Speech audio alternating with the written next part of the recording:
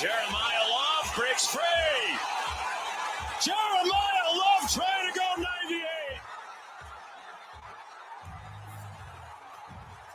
Touchdown! What a run in the first touchdown of the 12-team playoff. This is 365 Sports. Daniels keeps it, and he scores. 365 Sports is presented by IdealMRI.com. High-quality MRIs for $497 or less. IdealMRI.com. Your health is important, so is your budget. Underneath, Smith gets to the corner. Money on the rise. Touchdown, Jeremiah Smith. 365 Sports is also brought to you by Texas Farm Bureau Insurance, protecting Texans since 1952. Johnson buys some time. There's the tight end again, rumbling towards the end zone, and the touchdown for Anzio. Remember when you had a guy, someone who could fix anything? They're still out there at Batteries Plus. With their quick solutions and expert advice on batteries, key fobs, and phone repair, Batteries Plus will have you in and out and on your way in no time. Batteries Plus, the experts in charge. Klubnik's going to take off. Klubnik with a touchdown. Now here's David Smoak, Paul Catalina, and Craig Smoak. And here we go on this Wednesday afternoon. Hope you're doing really well. Hope you've had a great day so far today as we lean into yet, of course, no days off, it seems like, when it comes to football, and that's even better. We will look at a little bit of still that Arizona State and game with Texas Tech with Kenny Dillingham and Joey McGuire, plus BYU, Utah. A couple of games will feature, and some other notes as well. Max Olson's stop rate is out. We'll do that with him and his Twitter feed too. And then, of course, there are still coaching carousel stories, and including Florida. They're not yet in the carousel, but Paul Catalina, Florida AD, according to Matt Hayes, reports that he met with boosters and others that are ready to move on, and in fact, maybe as early as this weekend. Yeah, Matt Hayes was the first to pop this story about Billy Napier and being on now with the bell tolling for him. And basically, it boils down to Scott Strickland met with the power brokers at Florida, and as that came down, they said, look, we gave Billy Napier a bunch more resources to keep players that they wanted on the roster. We gave them much more resources to do all these other things. And ultimately, we're back in the same spot that we were a year ago. So no matter what happens on the way out, Billy Napier's got to go, and we have to make a coaching change.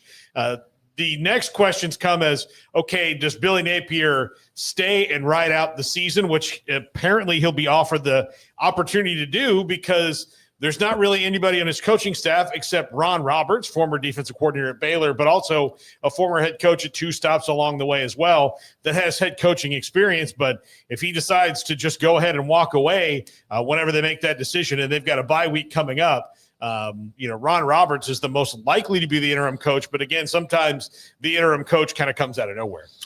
Yeah, I mean, it certainly seems like we're watching the last days of Billy Napier. That's just kind of the writing on the wall and has been for quite some time. But it seems like with the USA Today report, who was the ones that originated all this discussion that most people are talking about today, that this is like the final step into the descent of eventually just finishing the job off. And just a matter of when, not if now at this point. They say in the reporting that it's basically like the next loss and he's out.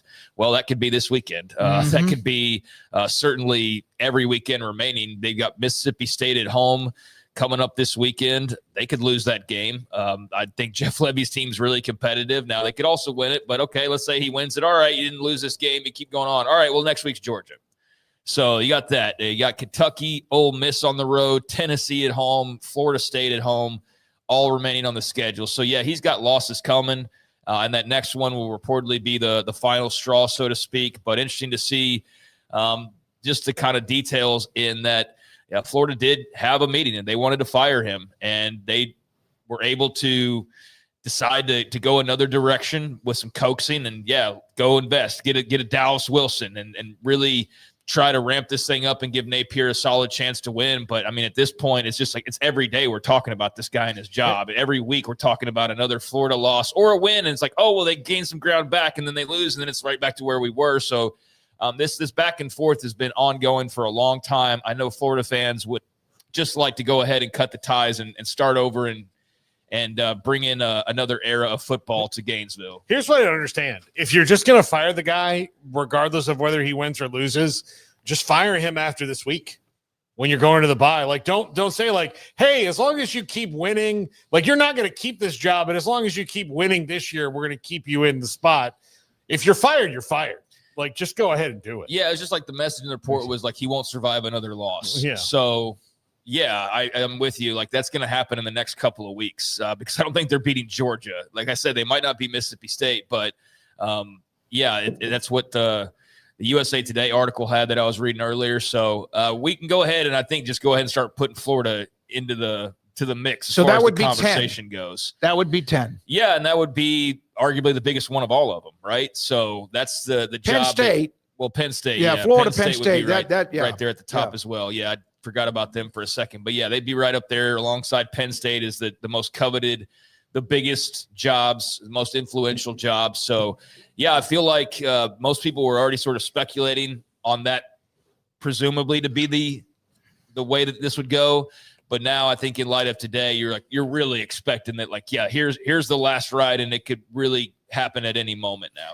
Yeah, and Jimbo Fisher's last game was against Mississippi State. They won 51-10, but the writing was on the wall. So who knows when it comes to that? Yeah, and there was also that Scott Strickland declined to comment when they reached out to him about it. Now, I don't think that's completely abnormal or anything, but there's just this sense, I think, coming out of Gainesville that we're at the final stages of this whole thing, and it's just a matter of when, not if, at this stage for Billy Napier. So go ahead and start putting up the hot seat list and the coaching carousel list for Florida and what crossover they may have for the Penn State guy or the Virginia Tech guy or whoever. But if you're one of these schools that was out there and tried to get a head start, I don't know how much good it did you. Now, you won't necessarily be crossing streams with everybody on every job, but Florida certainly throws a little bit of weight into this thing that wasn't there before. And now you've got a couple of behemoths in Penn State and Florida that'll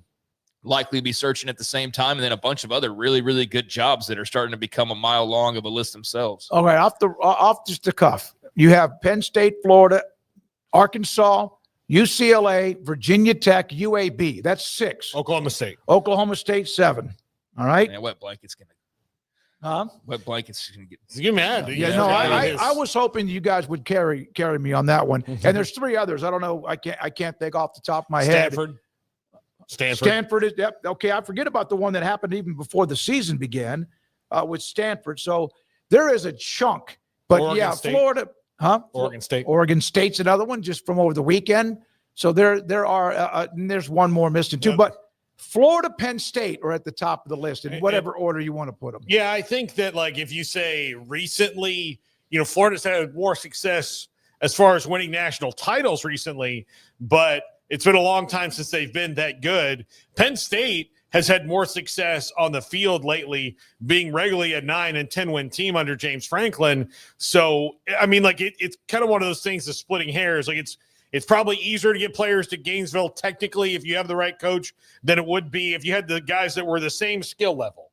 If you just put those guys you made them in the video game the same way and dropped them in the same spot, it's probably a little easier to get them to Gainesville than it is to Happy Valley. But I think ultimately in the quality of jobs, as long as the resources and the leadership is there and good, it's about the same. Now, the problem at Florida right now is they have a lot of flux when it comes to the president of that university. They've run one out, then they hired one, then politics got in the way, and that didn't work out. And so they're in flux there. Scott Strickland himself is kind of riding the wave of not knowing who his boss is for the long term. And also, they won a basketball national title, so he's okay there. But if he doesn't get football right, they're going to say, well, we can, Todd Golden's already here. We can go get, somebody who can hire another football coach. So it's really weird. If you feel the leadership at Penn State is maybe more aligned, then that's probably the better one right now. Yeah, it's two bangers, and Arkansas, of course, has had their history, but it's been a while with Pittman gone too, and who knows whatever happens eventually, if anything, with UNC and Bill Belichick. Yeah, I mean, that's probably another one that we could see, although they've tried to calm the waters there and calm any fears anybody has that we're hoping that he was going to stick around. I still think that's very much 50-50 at this point. I don't think that drastically changes the carousel all that much because that's not a Florida Penn State level job, but it is a job with a lot of money. And North Carolina, a school that's clearly trying to make some big moves here in the near future, including what they attempted with Belichick that's now blowing up. But that's a school that's got more of an upward trajectory, so that will be appealing to somebody. And there's been plenty of people I've seen over the last few days connecting the dots of why James Franklin would make sense at Florida. Now, if I got a $50 million buyout, I would maybe just take a year off and go do the broadcasting thing. We'll see what he plans on doing. But, yeah, he's going to be going from the unemployed line right to the top of the best candidates line, I think, in some cases. So he'll not have time to really sit back too much unless he just wants that, because I think his agent's phone's probably already ringing from the Gainesville area code and perhaps from some other places as well, because he's a good coach. Couldn't get it done at Penn State the way that they wanted, obviously, but he still is a better option than most of the others out there. Yeah, people just look at really the record. That's what's kind of ironic about when you hear about the name Matt Rule because of all the ties, and yet his record not nearly the same. He hadn't coached at schools like Penn State, although he's trying to do that, and of course that remains to be seen. A very much TBA on what he does in Lincoln. Now, this thing here, this story kind of just took off. I don't think Brent Venables was trying to be like take shots at the entire Big 12. And then, of course, the Big 12 Conference Twitter guy has always found a way to just kind of be a smartass. And I kind of like it that they're aggressive. Here is Brent Venables, obviously losing to Texas. That right there is enough. 3 out of 4 now with them. And talking about the rest of the schedule as Oklahoma tries to bounce back. Get punched back a lot. And this isn't, the old Big 12 days where Oklahoma destroys everybody, every single week, except for one game a year. And, I'm not saying that in any other way other than, man, every week, man, there's big, long, fast, explosive dudes, great staffs, really good quarterback play, tremendous lines of scrimmage, things of that nature. And so there's Brent Venables. Now, a couple of things. When the Big 12, back when Bob Stoops took over 4 or 5 years into the existence, man, they won 14 Big 12 titles. They also played in a handful of national championship games. And even when he said except once, maybe once a week, they also bludgeoned Texas 3 or 4 times during that time and won 16 of the 24 meetings while they're in the Big 12. But, of course, Venables was the head coach at Oklahoma his first 2 years when they were in the Big 12 and Big 12's Twitter account, who will never not respond if they have a chance to do so. Do you have that, Brandon? Then can you put it up? There you go.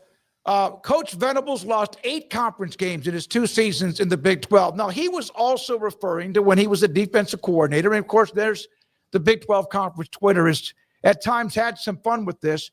And everybody's losing their mind. Well, I mean, Oklahoma fans are like, I had one that was telling me a group of 5 conference and showed the schedule and all that. That's fine. This is not that deep. But it was interesting to watch this thing develop throughout the afternoon or evening and into today. So let me translate for everybody who has one feeling or another about this, other than it's pretty hilarious, is that dogging on a conference because you think you're in a better one is a stupid thing to do, because there's always a number that somebody can throw out with you, which is why conference tribalism is dumb. Yep. And so if you're going to stand up there and be like, oh man, this conference, man, it's really different, it's tough, like, okay, you're only as good as what you bring to the table as the head coach.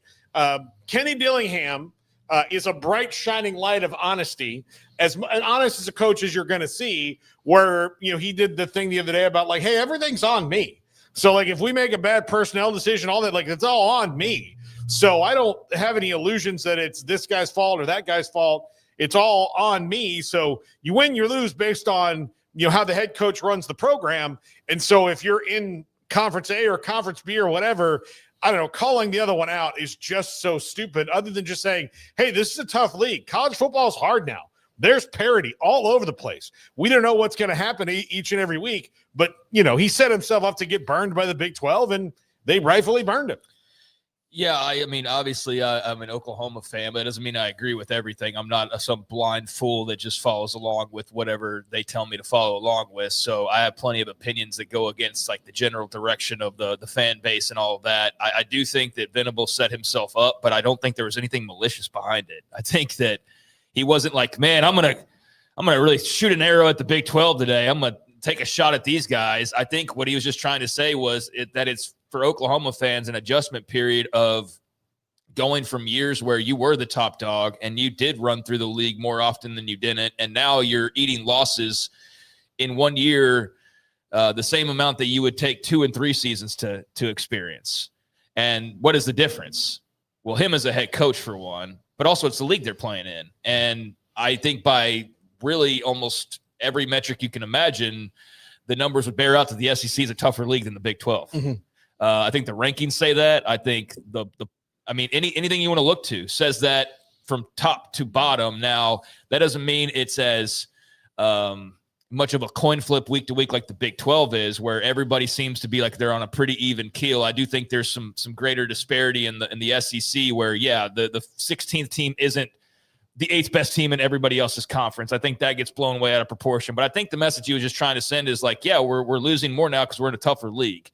And that's a shot. I just don't think it was like, I'm going to get the Big 12. And that's how it's being taken, because it's social media, and there's also a lot of very sensitive people, and there's people that want to get up in arms about something, especially when it's something they're so sensitive about, like their conference standing and how it's viewed and everything. And so I think you had a bunch of people that saw blood in the water with the ability to react to that and kind of dunk on him for it, which the Big 12 thus did. And then I think you got the right people riled up to then really amplify it and go, you're talking about the Big 12? And, and then you got all those people worked up. And so it became this whole thing, because then Oklahoma fans start to get defensive about their guy. Well, we did run the Big 12. And it's like, yeah, but on your way out, you didn't when he was there. And so it turned into this whole conversation where, yeah, he stuck his foot in his mouth. I don't think it was anything malicious. I don't think it was necessarily all that incorrect either. I think he was just trying to kind of explain their standing now. I don't think it does any good for the Oklahoma fan, who doesn't want to hear that, though, and doesn't care about, well, we're in a tougher league, so no, it doesn't mean you get to lose more. It just means you got to be better, right, Brent? Like, that's what you need to be, is better. I think that's probably how most Oklahoma fans' natural reaction was. But, yeah, he stepped in it, and he got the hornet's nest in response, and I do think there's something charming about the Big 12, for as much as the conference stuff can kind of be overboard in this era. I do think it's cool to see a conference that actually is kind of on a team together, versus what it was for so long when you kind of wanted it to feel that way. But teams like this were doing everything in their power to not make it feel that way. So now you've got a group of teams that are so like-minded that they're defensive together and they're going to fight for their league. It's like when you cut your arm, everything goes to try to help. Yeah, like everybody from the Big 12 side of Twitter swarmed to defend the league and to get at Venables. And so, yeah, it became a whole thing. And there were shots both directions. A lot of them landed in both directions because, look, Oklahoma can talk a lot of trash about being in the Big 12. And the Big 12 can talk a lot of trash about the way they exited and about national championship losses and about this and that. So, yeah, that was very interesting last night to watch all that unfold. But Brent Venables, I think, learned a valuable lesson of just don't talk about anybody else. Just focus on yourself, and you avoid this entirely because I don't think you intended for it to turn into anything. You just thought it was a comment, but clearly you didn't realize there's a whole fan base on the other side that has rabbit ears, and they are ready to defend what's theirs. Yeah, and he wasn't the head coach. Stoops was. Yes, he was the defensive coordinator for a lot of those as well. The part that bothered me was not even him like bringing up the Big 12. It was where Oklahoma destroys everybody every single week except one game of the year. That was a little naive since Oklahoma destroyed Texas in that run 3 or 4 times, and Texas got them a couple of times as well.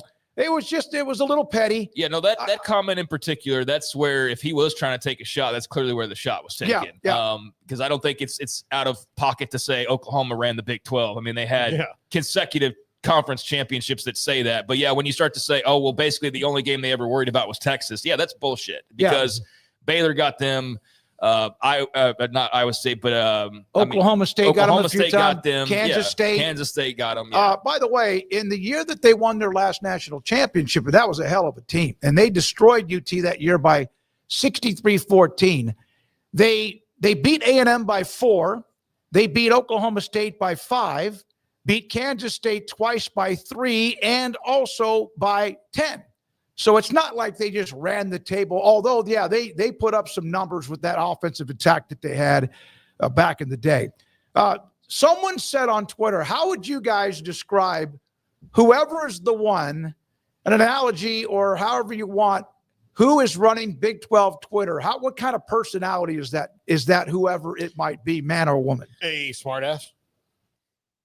But, yeah, in a good way. Smart ass, somebody who's got the benefit of anonymity.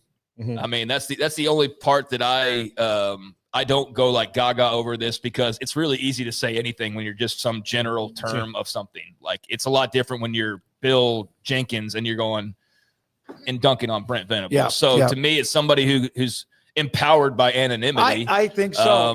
And I think that's very fair to say. But that's not necessarily a negative, it can be, but it's also can be a positive. So it's just smart ass, probably somebody leaning younger, I would think, and somebody who kind of knows how to rile up the hornet's nest and know what buttons to push, because certainly the right buttons got pushed yesterday. Someone, I forgot who it was, said that it was like a young kid who was dropped off at the corner when he was younger and was bitter, angry at the world, and the Big 12 found him and said, listen here, run our Twitter account and you get anonymity. And he is firing back whenever he or she possibly can. Yeah, I'm interested to see the next wave of after the troll era, which is probably never going to end, but after the troll era like ages a little bit, like what is that next era? Like how do they react to whatever comes after that? The new wave of trolls, like the next wave of teenagers. But yeah, I mean, the burner accounts. I mean, I know people who definitely have multiple burner accounts and utilize those and have conversations with themselves. Like, do they really? Yeah. I saw not that long ago a show getting criticized, and the next thing I know, the person who had a very valid criticism of said show had an account that had just been created that day that suddenly was making its very first tweet ever defending the host of said show. And then it never made another post after that. Yeah. And I've seen that with a particular host and show more than a handful of times, where just a brand new account pops up to defend this person and then never appears again. Yeah. And I caught that one time and I was like, wait, did I see that? Okay. So Yeah, it's anonymity allows you to do a lot of different things, including trolling really well. I just wonder, like, what's the next phase of it? Like, when the guys who are the trolls now are like 50 years old, like, what's going on then, and what is trolling like at that point? And I mean, what kind of madhouse are we in? The GM of the Philadelphia 76ers created a burner account. Kevin Durant. Yeah. Kevin Durant's got busted with burners because he doesn't remember what account he's logged into. Yeah. But I've seen that firsthand, and it's actually, college football related. But yeah, you say something stupid, people call you out on it. Next thing you know, like, this brand new account's like, no, he's great. He's always right. And I'm like, that's fake. And so, that's the kind of stuff that goes on. Yeah. Paul Feinbaum gave me a bone marrow transplant. Right. Like, okay. Exactly. I don't know if he did that, but Yeah. So it could be a crazy place. But going back to the point of it is, it takes definitely a smart-ass personality to run with it like the Big 12 account has here of late, to the point where you've got guys like John Wilner are speaking on their strategy with social media, right? And they're leaning into getting a smart-ass young person to basically troll people on Twitter, because what does it do, guys? It creates conversation. So if the Big 12 Twitter account doesn't act like a teenage kid yesterday, then this story is a non-story. Brent Venables just has his media press conference, but the fact that you've now leaned into like going new age and basically saying like, we're just going to be as modern as possible, to the point of maybe it's a little bit unprofessional sometimes. That creates a situation like yesterday where, now everybody's talking about this story. And in some cases you're dunking on the Oklahoma head coach, and you've got the fans riled up. And so, that's the power of social media for sure. Venables could have said a lot of things and would never have blinked. Nobody would have. But when he got into it like he did, and then somebody in the Big 12 probably alerted somebody. But, also hiding behind a name that's not yours, that's, of course, 99% of social media. So that's a little bit interesting as well. I don't have a problem with that. And, I will get off this, but I don't have a problem with that so much if you're not doing anything super nefarious. It's when you're trying to be a certain type of way where you're using that anonymity. No, I thought the response was funny, and I thought, okay, this. I'm not talking about the Big 12 account. They're doing their job, they're doing their thing. I'm saying in general, I have no problem if you want to stay anonymous. People have multiple reasons for why they want to do that. I think it's when you use that as like a weapon almost of sorts, which is not what the Big 12's doing. They're just running their brand account. Kenneth, the dirt burglar apologist Craig Smoak, did you not just say that Venables was wrong? I don't know exactly what my phrase was, but I think he definitely spoke out of turn. I think the comment about the beating everybody but one team was really where he stepped in it, and it was a stupid comment to make. And I think he probably learned a valuable lesson yesterday, and to watch what you say, and to, even if it's unintentional, because I don't think he intended to create this kind of response to it. I think that you got to be mindful of how you speak about other people, and clearly he took a shot that landed and pissed the wrong people off, and they responded in kind. So he's got to be better about that, or he can double down on it if he wants to and really show his true colors. But I don't think that's what he's attempting to do. I think he probably thought it was a nothing burger when he said it, and realized otherwise very quickly. So call me an apologist one. I'm anything but, pal, but I'm right here, name on the screen and everything. Kenneth Evans, a little, I guess that's fine. You have a right. You're in the chat room, but I'm also going to read them out. However, Venables is the one that made the mistake. None of that happens if he doesn't kind of make that destroyed and, kind of make it sound like the only team they played was Texas. And we know that wasn't the case in the history. Look, Brent Venables could have not said it, but also the Big 12 could have just let it go. Could have just not said anything. I mean, just not said anything, and nobody really thought anything of it. Yeah, but, and I understand why they didn't. You're right. They could have just let it go, but I also understand it's a conference that it sometimes can be like they just get punked a lot. And like everyone, for example, some of the responses were about being a G5 league and showing the standings and all of that. Listen, what did you say about the conference, whatever it was called, tribalism?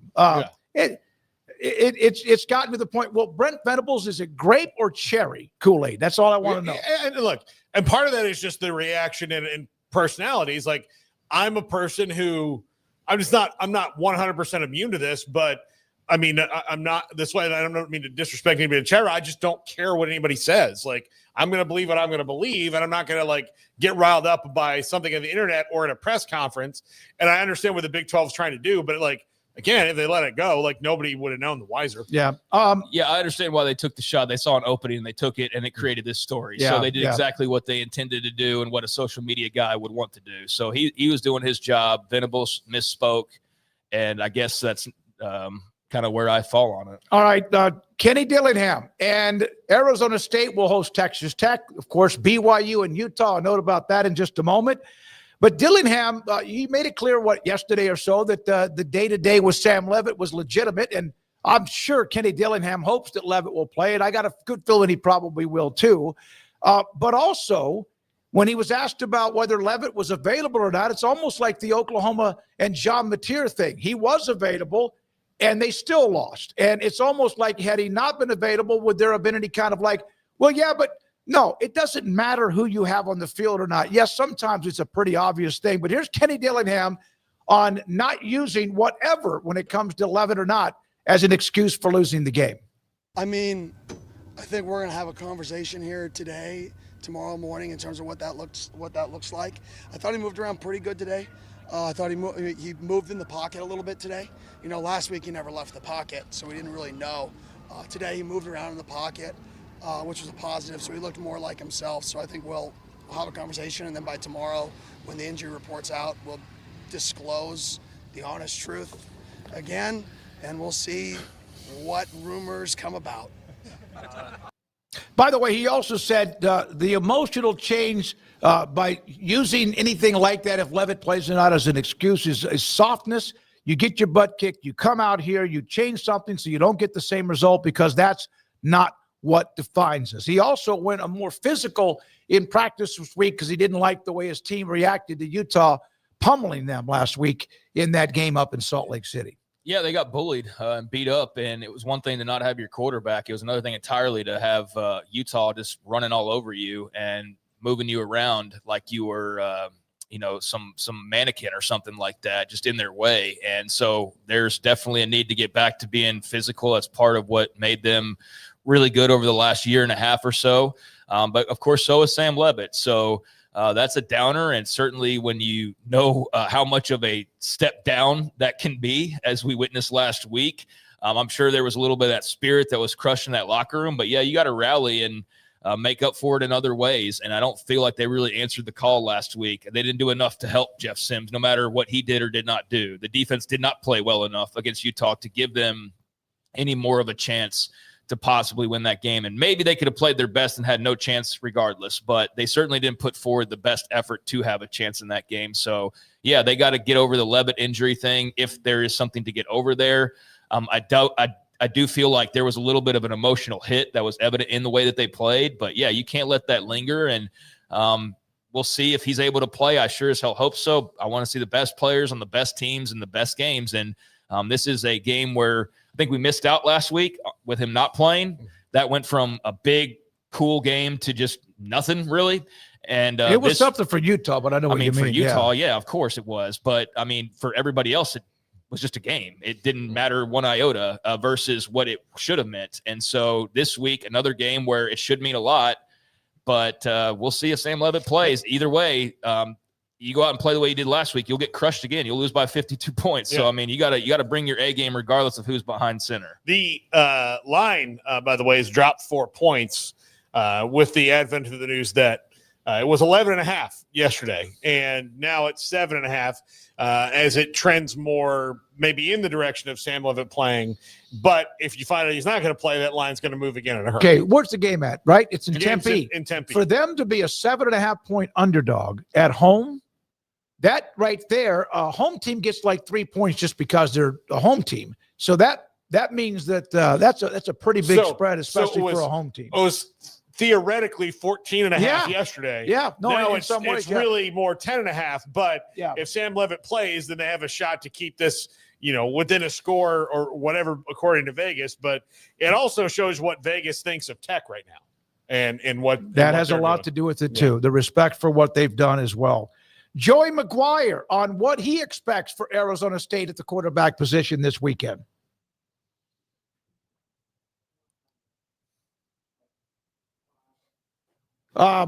He said that he expects him to play. He also was very I guess you could say, complimentary of Jordan Tyson. He liked their tight end as well, and also much more. So there we are with Texas Tech and also Arizona State. Meanwhile, Greg Wrubell, who is the voice of BYU athletics, had this note. I thought this was interesting. BYU and Utah playing, the BYU coaching staff. There are more alums from BYU 6 than any other school. On the Utah coaching staff, and we know Kyle Whittingham is a BYU alum, there are more alums from BYU than any other school. Of course, both of them very close together, same type mission statements and so much more. Obviously, Utah is the favorite unless you look at the line, because I think that BYU at home, like, this is going to be I don't know how to pick this game. I know we have to do that today, but not sure exactly how I'm going to pick this game. But there's a lot of common denominators between these two programs. Yeah, I don't know that they have similar mission statements outside of just like service and learning and things, but they have a lot of familiarity between the two sides, and it's well documented that people have played and coached on both sides, and yet they're very distinctly different and unique. So, yeah, I don't think there's a lot of crossover outside of just the territory and a lot of people having played or coached in both directions. And Kalani Sitake is one of those guys that's done that. And Kyle Whittingham, like it's a deep rooted family tree in some ways, or an unofficial family tree. And in some cases, many cases, a family tree as well of sorts. But it's a great game. I know who I'm picking. I've had the pick in mind for the last 4 days, and I feel pretty good about it. But this is BYU Utah, so it's a coin flip type of a game, no matter what the records say. I mean, last year, an incredible game, lots of controversy at the end, but a huge BYU win in Salt Lake City. And now I feel like this is a game where the pressure's on Utah again somehow, even though BYU's higher ranked, they're the unbeaten team, they're the one at home. But I feel like Utah is almost the one that kind of has the pressure, at least the way that it feels this week for me, because with the one loss, they kind of have to win this game, or they're in the second class, basically. They're relegated there if they're not already. And for BYU, like, look, you're sitting there, perfect record on the season. You're at home. Like, you feel great about the way things are going. And you've beaten Utah a couple times in a row now. Like, I think they've got all the confidence in the world, but I'm expecting a hell of a game, like one of the more physical, just nasty games that you could see this weekend and really all year long. And it's a great rivalry that I think's added a lot to the Big 12 in a very short amount of time. So I'm looking forward to it. Well, the reason this rivalry is so vitriolic is, quite frankly, because of the fact that there's so much crossover. There's so many people who are have family on both sides. And it's especially given the fact that, like, the mission statements of the universities are different. The vibes of the universities are different. Like, all of that. And just going back to, all of the different things that have gone on over the years, where Utah has felt that BYU has done things kind of unilaterally, and they don't like the legislative process of the athletics that's gone on there, and BYU doesn't care for Utah. It's just, it's made this rivalry just so ridiculously intense. And, we've really kind of just come to learn about that intensity since, these teams have come into the Big 12 together. I always knew it was an intense rivalry, but I didn't you don't understand until you've seen it. Like, oh, wow. Well, we knew it was a rivalry. And then when they joined BYU and then Utah joined the Big 12, we've gotten an up close and personal look, probably even more so than possibly we could have imagined, unless you were a part of it at some particular time. By the way, Riley Nelson will join us, and Kenneth Scott will join us with former BYU and Utah players on Friday afternoon. Yeah, it's the best rivalry in the league right now. And, Kyle Whittingham played at BYU. Kalani Sitake's had coaches hired from both sides, been on the other side. Everybody's seemingly been on the other side, or at worst, they know somebody directly who's been on the other side, if not multiple people. So it's as personal as you can get. I think a close number 2 now is Baylor TCU. Now, I know nationally it's not necessarily the case, but if you look at the amount of people that have gone from one side to the other, especially now, Baylor and TCU, like half the TCU staff's the 2014 Baylor football staff. Yep. It's Some of them were former players, right? I mean, some of them, Yeah. Corey Coleman's on the freaking TCU staff. You got Paul Gonzalez now. He's over at Baylor. Gary Patterson's hanging around Baylor. Art Browse is hanging around TCU. Like, it's really crazy, but it pales in comparison to BYU Utah in that regard. But yeah, that's deeply personal as well, for various reasons. And this one right here is right at the top of the food chain, I think, in this league, and one of the top in the entire country. So again, can't wait to see how it unfolds in Provo on Saturday. So after the game between Texas Tech and KU last weekend, Lance Leipold and Joey McGuire went to shake hands or whatever, and you could tell there was some audio. I will listen to it. They kind of Lance Leipold said something to Joey, then Joey came back. What do you want me to do about it? Well, apparently the Big 12 not real happy with that.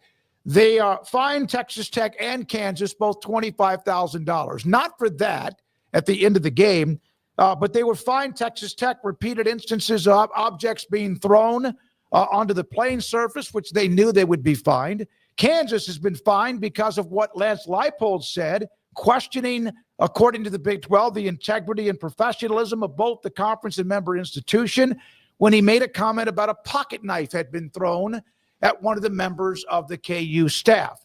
So $25,000 each for those two, both also getting a public reprimand. Yeah, that was a weird thing about the pocket knife.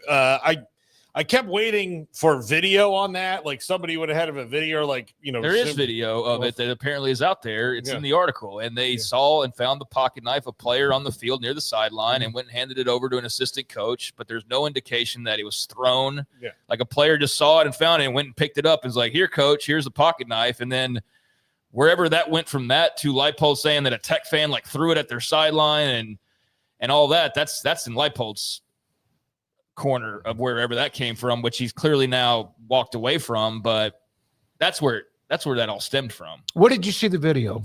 I'm not saying I saw the video, but they have the video. They went and combed through video, and they said that they saw a player go pick up the pocket knife on the sideline at some point. But nobody saw anybody chuck the pocket knife. I would say that if that was in the video, but no, that's no. If they saw somebody throw it, I'd be like, they saw a Tech fan throw it. But all they saw in the video that has been reported, at least, was a player walks over, sees a pocket knife on the field or the sideline, and picks it up and hands it over to his coach, and that's where that all originated from. Now, after that, I don't know, where Leipold took that as though it was thrown at them or whatever, but the video that they do have does not hold up his end of the statement at all. Yeah. And so that's why he's now backing away from it, because now there's no reason to believe that actually happened.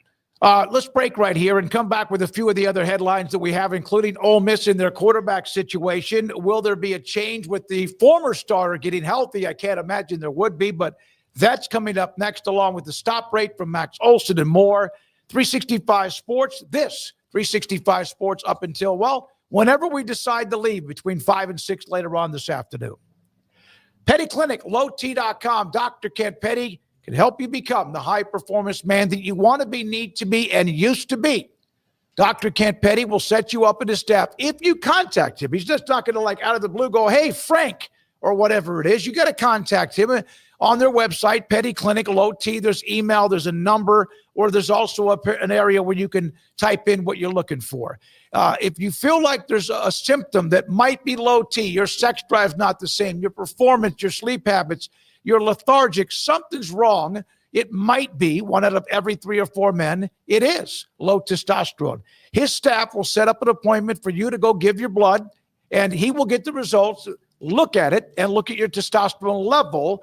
And if it is too low, he can put you in a program to increase your testosterone level so you can become the high-performance man that you want to be, need to be, and used to be at pettycliniclowt.com. It's my go-to guy. Can you fix my smartphone? Yes. Do you have car batteries? Yeah. What about golf car batteries? Of course. Battery from a T-fob? Absolutely. My boat? Huge variety. Toy boat? Sure. Motorcycles? You bet. My apartment building? Whole building. Do you have batteries for my party lights? Yeah. Batteries Plus, the experts in charge. Overwhelmed by your inbox? Clean Email is here to help. Organize, clean, and manage your emails with powerful automation tools. Say goodbye to spam and clutter and enjoy a stress-free inbox. Try Clean Email today at cleanemail.com. Golfballs.com carries the latest selection of golf balls, clubs, and gear from brands such as Titleist, TaylorMade, and Callaway. Golfballs.com remains the world leader in golf customization. And of course, online at golfballs.com. UBO Business Services. We are a studies-based service organization that is the best in Texas when it comes to copiers, printers, and scanners. The way we quantify that is through a company used by millions of corporations called Net Promoter Score. What Net Promoter Score looks at are your Google reviews. We have a better Net Promoter Score than H-E-B with a 65 and Ritz-Carlton Hotels with a 70. According to Net Promoter Score, if you're a 70 or above, you're considered world-class in customer service. UBO Business Services is an 86 when it comes to Net Promoter Score. You can find us at ubeo.com, ubeo.com. It's back 0% for 72 months on all 2025 Ram 1500 trucks during the Drive into Fall event at Allen Samuels in Waco. Check out a 2025 Ram 1500 Laramie Crew Cab with a massive $16,000 off, or a 2025 Ram 1500 Lone Star Crew Cab with $12,000 off, and both at 3.9 for 72 months. And if you drive a Ford, Toyota, or GM, get an extra $1,500 bonus cash. Allen Samuels in Waco. Come by, let's be friends. Did you know that 1 out of every 4 men have symptomatic low levels of testosterone and don't even know it? And if you think you're too young to worry about it, guess again. Low T levels can make you feel tired and grumpy, raise your cholesterol, and cause weight gain. Petty Clinic Low T can set up same-day blood screening and results. So if you're tired of being tired, call or go online at pettycliniclowt.com. It's a private clinic with an atmosphere catering to men. Affordable, only $165 a month, including lab work, office consultation, testosterone injections, and follow-up visits, compared to $300 or more a month in Dallas or Austin. And you don't have to drive 90 miles one way or the other and fight the traffic. Petty Clinic Low T has board-certified physician consultations and will provide the best form of brand-strength testosterone. Contact Petty Clinic Low T for increased energy, improvement in sexual desire and performance, mood, concentration, even a decrease in body and belly fat. Just off Highway 84 and Old Hewitt Drive in Woodway, pettycliniclowt.com. It's football season, and we can create your outdoor tailgating spaces that is actually a part of your home. Bifold doors that tie in the inside and the outside, and you can gain anywhere from 1,000 to 5,000 square feet living space, all while taking in the big game, poolside. Call us at Gather & Co. Kitchen and Bath, where we can create your unique tailgating space. You got batteries for my side-by-side? Yes. Replace my flashlight? Sure thing. What about my business? Oh, good one. 100%. Batteries for my fleet of trucks? Gas floor scrubbers? Yes, and fire panels. We have pallets of batteries. Well, what about... As your go-to guy, if it needs a battery, we have it. Well, that's all you had to say. Could have led with that. Batteries Plus, the experts in charge. This is 365 Sports. The 3 o'clock hour is sponsored by Waco Custom Marketplace. Meats, sweets, Texas treats, and a cut above the rest. 425 Lake Air Drive, Waco. So there are other games in college football, including that game Georgia and Ole Miss this weekend that is awfully interesting. And Trinidad Chambliss. We, in fact, had Shahan Jararaja on yesterday with a feature on Trinidad Chambliss, who's been the starter at Ole Miss because Austin Simmons has been out, who was projected to be their starter. Bad ankle injury. And Matt Zennett's currently trending that Trinidad Chambliss will start again. I cannot imagine. I know Austin Simmons is a highly ranked player, but I can't imagine they would want to get away from Chambliss, even though if a starter's out and then he becomes healthy and he's pretty good, that you usually go back to him. I think that would be dangerous to do that, at least in this moment. Trinidad Chambliss is hot, and I even think you take away the hot hand, and it, the fact that Austin Simmons has, been hurt. I mean, it just allows you to maybe have some cover. And ankle injuries, do take a long time to heal, and he's got plenty of time. And make that decision when you come to it. Here's the thing for Austin Simmons: he's still a young player. If he winds up not starting for the rest of this year, I know it probably won't feel like that to him, and I can't say this because I've never been in this position before, but big deal, dude. Like, do what's, ride the rave with the team, and if it's going well with Trinidad Chambliss, do that, and then you'll be the starter again next year because you won it outright this year, and Trinidad Chambliss is out of eligibility. So, I think you'll be okay there, but yeah, you got to ride the hot hand right now.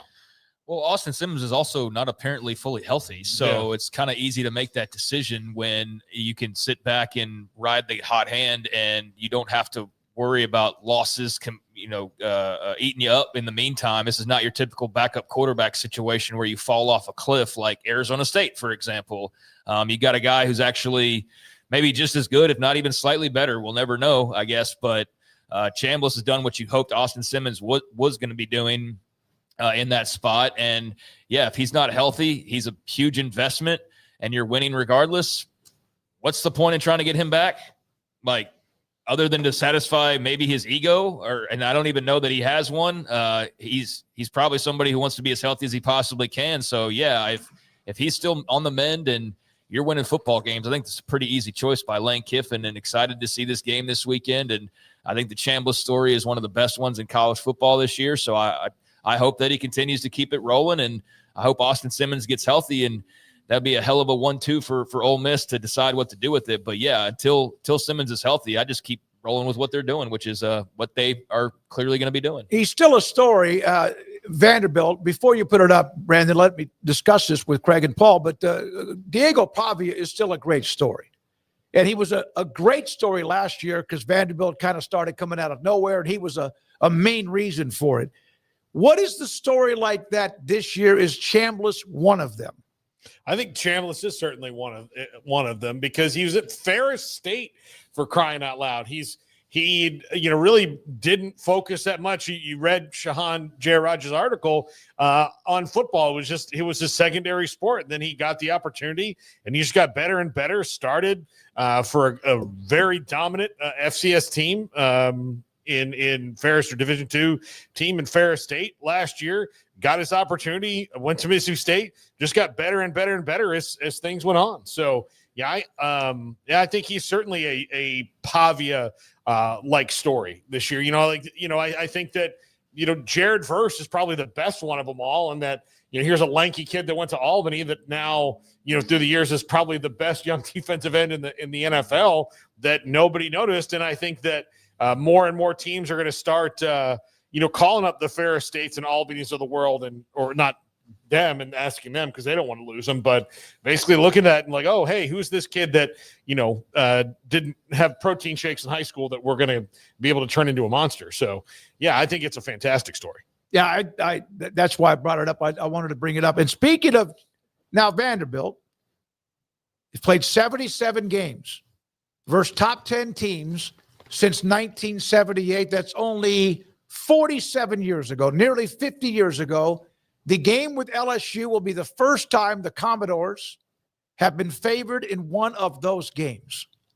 Not once. And hey, when you're like struggling, and there's a lot of programs that have been through long droughts of just not even winning 3 or 4 games or having a lot of futility, not all the time, but the first time since 47 years ago against a top 10 team, Vanderbilt will be favored against LSU.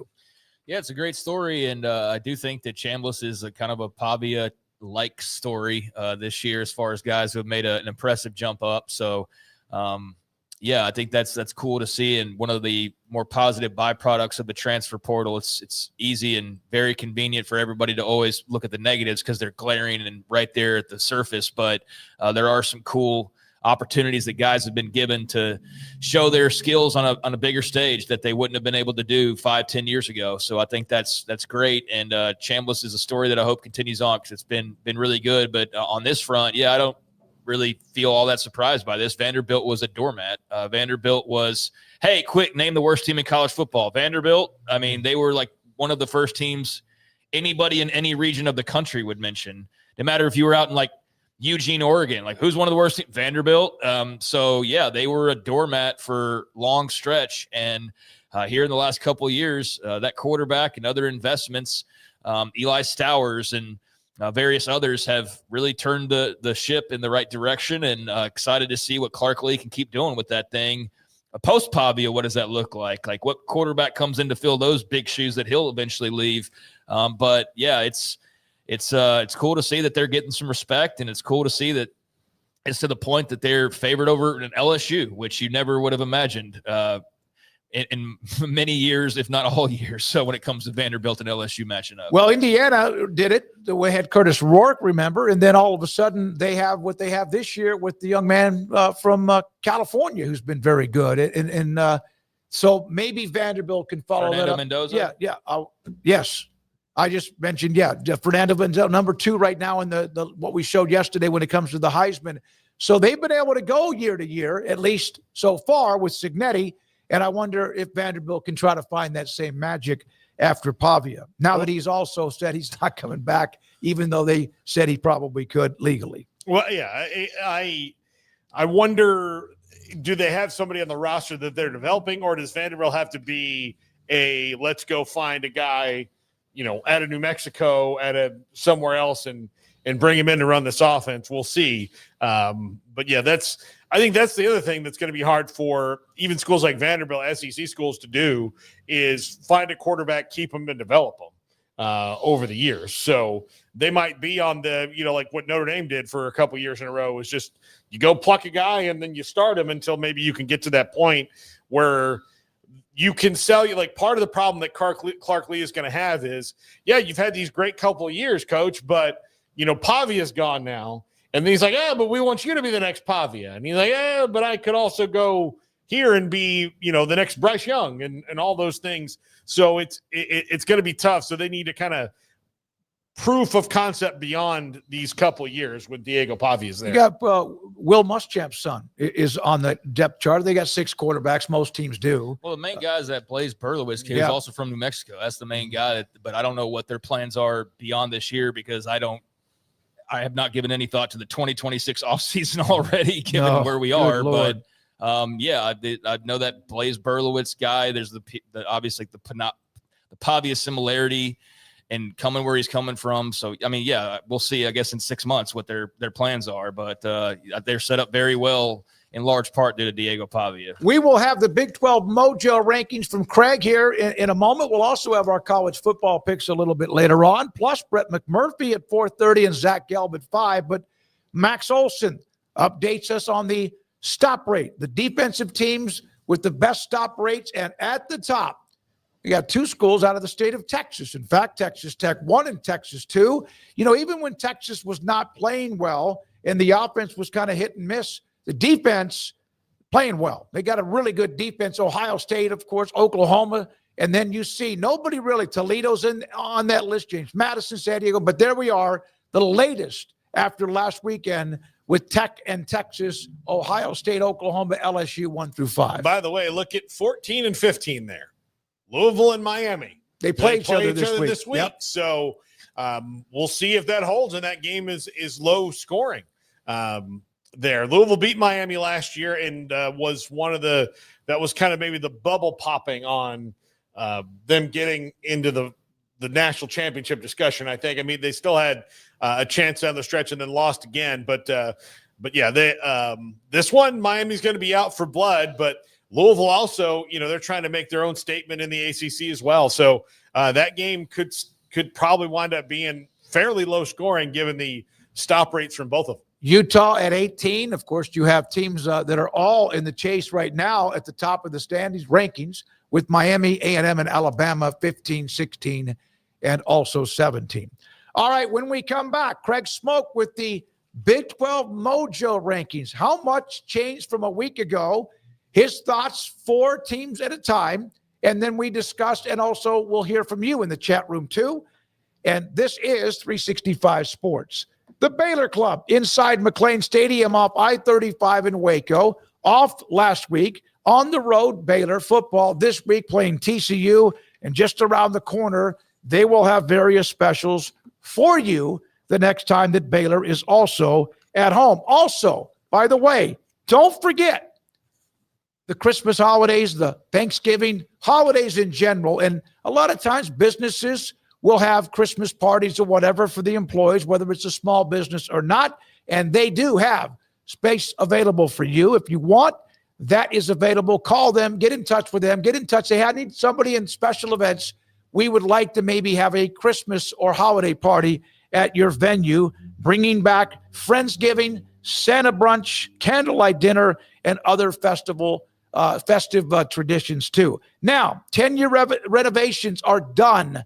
There might be a touch-up or two, but what they've done, and Nick Colwell, the general manager inside the Baylor Club, is special. Outside of any kind of game day lunch, brunch, and or dinner, and the food is delicious. They've changed up the lunch and dinner menu, tweaked it a little bit, kept the favorites, and brought in a few other items too for you to enjoy. The Baylor Club with memberships available. And tell them 365 Sports sent you. I'm Camille Johnson with Camille Johnson Realtors. We specialize in selling residential real estate agent all across our community, and we love serving all types of families. We have been in business at Camille Johnson Realtors for almost 9 years, and I have been a residential real estate agent for almost 40 years. So thank you for partnering with me, and thank you so much to all of my clients that have made our company a success. No car payments for 90 days when you bring your auto loan home to Genco. Get 4.79% for 48 months and make no payments until 2026. Plus, get entered to win 3 months of no car payments. Bring your auto loan home to Genco. Lower your interest rate, save money, and no payments until 2026. For details, go to GencoFCU.org. My money, my future, my credit union. Genco.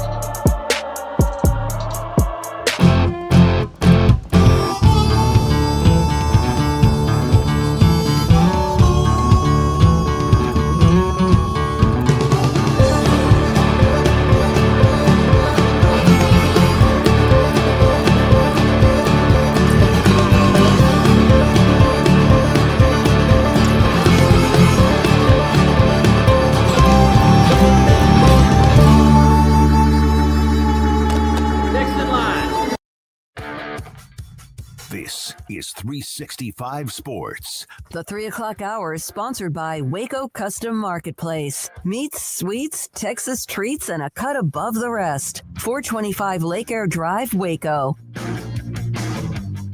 Welcome back into 365 Sports. Time for our Mojo rankings release for week number 8 in the Big 12. And for those just joining us, or for those trying to figure out what are Mojo rankings, they're basically my power rankings, just with a little twist, personal twist on them, and kind of my own way of looking at things when it comes to top to bottom, who's feeling the best vibes, but also winning games versus who is feeling the worst and also not winning games. So it's a little mixture of both kind of, I guess, vibes and power rankings mixed together is basically the most simplistic way to put it. So let's start off this week with the bottom 4 in the league. And I did not put that emoji next to Oklahoma State, but somebody did. Whoa! And shout out to Wet Blanket, I guess. But Oklahoma State coming up in the rear. No surprise there at number 16. I mean, it is what it is. You fired Mike Gundy. You're searching for a new coach, and you've just continued to eat losses. And this past weekend, 22-point defeat at the hands of Houston. So things will be looking up in short order, and they sort of are as far as the long-term future. But for right now, Oklahoma State is pretty clearly the worst team in the league, and they're losing guys to the portal left and right. That's only making things a bit worse. And so they stay pat where they are, and be surprising if they don't move out of that, if they do move out of that position at some point this year. At number 15, West Virginia, they were open last week, but yeah, there was no reason to move them one way or the other with that open date. So a team that's very much still figuring itself out and kind of what things are going to be like under Rich Rod this second time around. You've had some positive moments defensively, especially, but a lot of injuries on offense, and just kind of bad football a little too often to make this the Cinderella type of return that WVU fans were hoping for. As low percentage as that was, I think you're maybe more towards like the low expectations now of where you were going into this season. You've corrected if you were hoping that there was going to be some great turnaround. You've realized like, no, this is a rebuild year. I think I said something similar last week, but nothing changes because they didn't play last week. So there they are at number 15. At number 14, UCF, after the ugly loss to Cincinnati, just not a lot going on in that offense. Ugly loss, a game that you feel like you could have won, and it was a missed opportunity, but a lot to clean up. I think you're on a slightly more upward trajectory in your reunion with Scott Frost than with West Virginia and Rich Rodriguez, but it's not necessarily by a whole lot, and that can flip very quickly during an offseason. So we'll see, but there's been some things to like, just not so much this past weekend for UCF. And then Colorado jumps up a spot because of their win. They hop over UCF. 24-17 over number 22 Iowa State. And I almost started to probably overcorrect. Now, if you'll remember, I had Colorado like in the upper half, not like top 5, I don't think they were, but they were in the upper half at the beginning of the season. Were they top 5? Colorado? Yeah, Colorado. I thought you had them like at 9 or 10. Okay, well, like, yeah, so I think maybe at most they were near the upper half, but I've had them now down towards the bottom here of late because they've been eating losses. I thought about maybe bumping them up another spot, but I couldn't really justify it. That was a really good win over a top 25 team. But at the same time, there's still a lot to work on for Colorado, and you're still in a hole just because you won this game. You started off so poorly in the Big 12 that you need to climb out a little bit more before I start to take you up any further than the 12 to 16 type of a range. So I was higher on Colorado was my point that I was getting at than probably a lot of people were at the beginning of the season. I gave them the benefit of the doubt after the Georgia Tech loss, but now I'm not going to give them really more benefit of the doubt, but they do deserve to move up after the win this week. So there is the first square here of 16 through 13. Yeah, that UCF Cincinnati game was weird. But Colorado with that win, certainly deserves a bump up. Oklahoma State, if they somehow manage to ascend from this bottom spot, some things have gone really well in practice, and guys have found themselves they're just low on total numbers right now. So I can't see that going up. West Virginia, same thing. I kind of think these bottom 4, I don't know about the bottom 4, these bottom 3 might stay the same. I think they're pretty much in permanent place, other than UCF and Colorado, maybe flipping a spot here and there. But, I mean, the bottom 2 are pretty clear at this point. Number 16, crystal clear, and number 15, I think that, West Virginia's kind of started to make a little bit of a bed for themselves, but we'll see. West Virginia, UCF play this week. Yeah. I think that's this week. So that'll be interesting. They could flip at 14 and 15. Yeah. But in that same bubble of 4. That's a matchup that will definitely have an effect on where they fall next week. So, that'll be a 14 versus 15 game. Not the sexiest in the league, but one of importance to both of those schools. And certainly weird to see Scott Frost versus Rich Rodriguez coaching against one another at their old schools. Just all of it coming full circle, and them meeting this year is perfect. So there you go with that. I do think Colorado is showing some signs of maybe being able to make some more moves up. The rest of them, a lot left to be needed to see to really feel confident in that. But I think Colorado's got some better vibes going on right now than certainly the last few weeks. So through 12 through 9, Arizona dropped them a couple spots after the loss to BYU. And like I'll always say, it's not just what you did, it's what others have done as well around you. So you lost a really close game at home in double overtime, a game that you should have won. And quite frankly, I will maintain that you really puckered up at the end, and I felt like didn't go for the kill. You also did not have very much help from officiating, and give BYU credit as well. But like, that game was there to win, and we'd be talking much differently about Arizona right now. Instead, I just thought it was not a bad loss because you took a top 15-ish type team to double overtime, but I just can't believe he lost that game. It was maddening watching that from an Arizona perspective. So I ding them a couple spots. And I just don't feel like, again, I'll go back to the end of that game. You're watching Kalani Sitake literally have the confidence and the awareness growing in his eyes of like, we got a chance. Oh, no, we've really got a chance. Yeah. Oh, hell, we're going to win this freaking game. And the whole time you're watching Brent Brennan, he's doing that, and no one's reacting to it. Like, nobody on the Arizona guys are just walking like they're like looking for their classroom or something. It's like nobody's responding to his energetic clapping, and you could just feel it. You could feel the game and the way the momentum was going. I'm like, BYU's going to win this game. Arizona doesn't look like they've got that needed to go and drive the fork in, and sure enough, they didn't. So they drop a couple of spots this week. I think they're a solid team.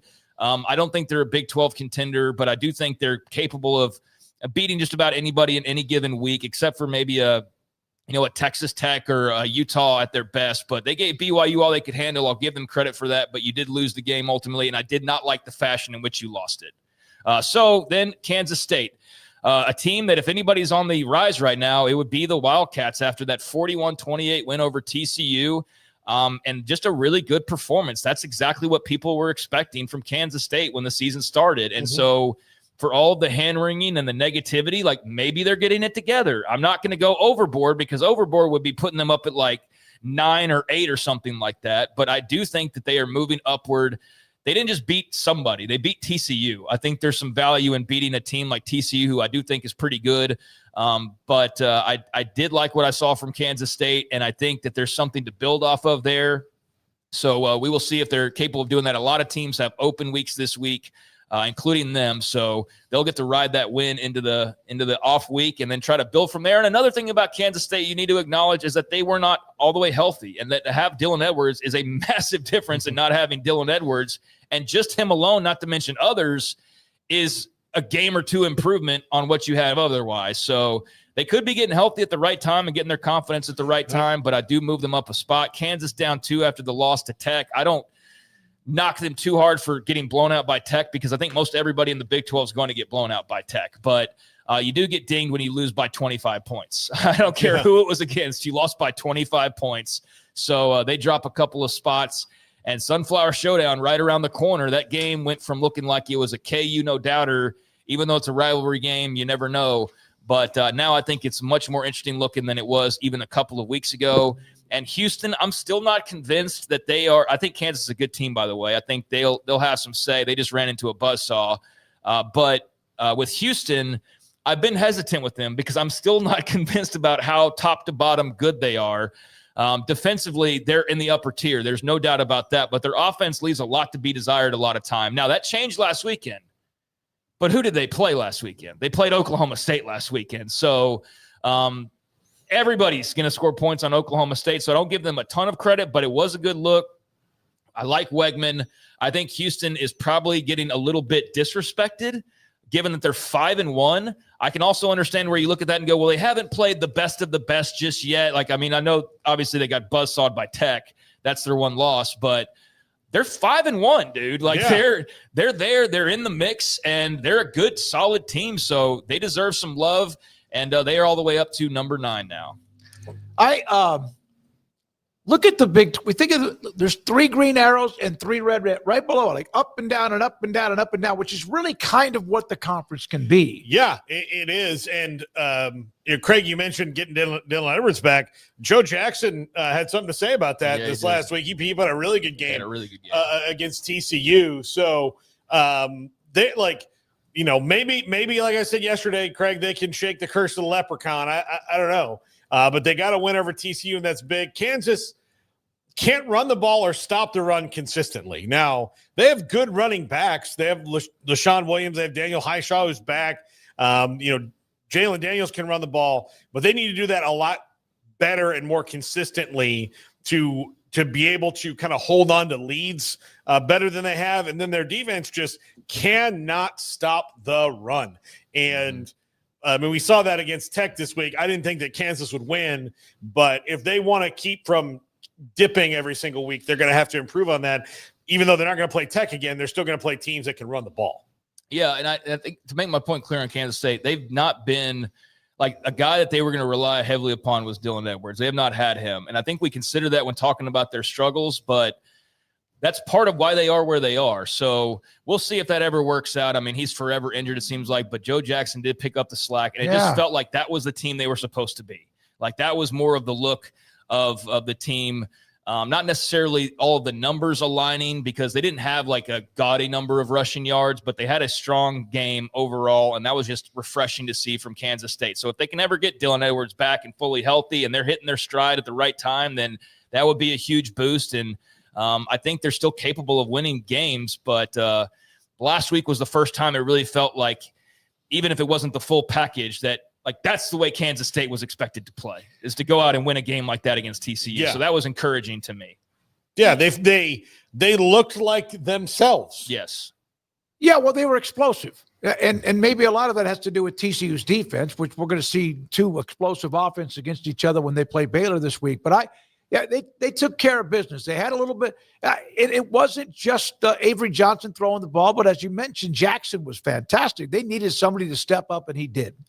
Yeah, so K-State, a team that maybe is moving back up towards the top of the rankings, not going to overreact too much, and that's why I'm not like, this doesn't flip a whole, like it's not supposed to be in place. Like you can jump up 7 spots if you were to upset Texas Tech or something like that, but it also is, it's a power ranking, so if you were the number 11 team last week, I don't think you're magically number 2, no matter how topsy-turvy the Big 12 can be, which I'm saying leading into the fact that there's going to be some teams you see here that have lost games as of last week, but I still think they're better than the teams that won games. You know what I'm saying? Like you don't win and just automatically go up, and you lose and you automatically drop down. Yeah. I don't think that's accurate to representing kind of the rankings of the league, and that's just doing the standings basically. So with that being said, moving on to the next grouping, Baylor by default basically going up a spot. I do think that the Bears are a good, on their best day, better than average team. They were open last week, so I did bump them up a spot based on the fact that they were behind Kansas, and again, you lost by 25 points. I don't care if it was to Ohio State or to Texas Tech. You're going to get dinged a little bit for that, so Baylor moving up almost by default, but it puts them right next to their opponent this week, much like UCF and West Virginia will be meeting.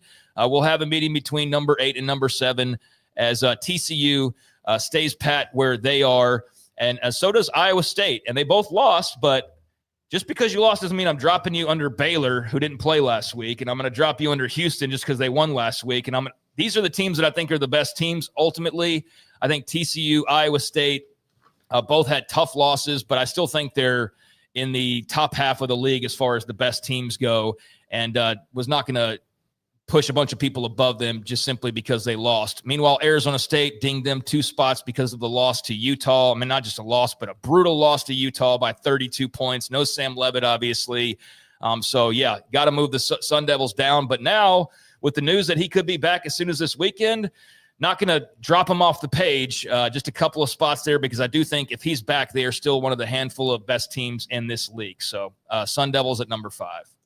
Yeah, they're – again, get Leavitt back, and it's a completely different thing. But the drop off from Leavitt to Sims is so obvious. Iowa State, I'm curious to see how they respond and how can they get a healthy kicker in the house? Can they develop some guys at cornerback, considering that they're deficient there? Can Rocco Beck play a little bit better than he did last week? Yeah, here's the thing too: is like Iowa State. Why are they still there? Well, they started off they were like 1-2, but also TCU lost. Mm-hmm. Baylor didn't play. Yeah. Houston beat Oklahoma State. Kansas lost to Tech. So where are you going to put those teams above them? Not for me. I'm not going to do that, but I do ding them a couple of spots there for the loss, even though it was sans Leavitt. And I take that into consideration as well. It's not like you're suddenly just a bad team. You just played a really good team and you didn't have your starting quarterback and you didn't play well. So Arizona State sliding a bit. And then into the top 4, all teams that won last week, Cincinnati hops over Arizona State with their ugly but still important win over UCF. Utah, I really flirted with maybe a switcheroo at number 2 and number 3, but I'll let Holy War decide that this weekend. I mean, why move it? Even though I will have my picks here in a little while, I flip-flopped on it a little bit, and I decided, well, BYU went on the road and won a double overtime a game they probably should have lost, but they won nonetheless. So I'm not going to drop them for playing a double overtime game on the road and winning. And Utah beat Arizona State to a pulp, but they beat them without Sam Leavitt. So just leaving them where they are. And Texas Tech, I think the clear number one without question right now.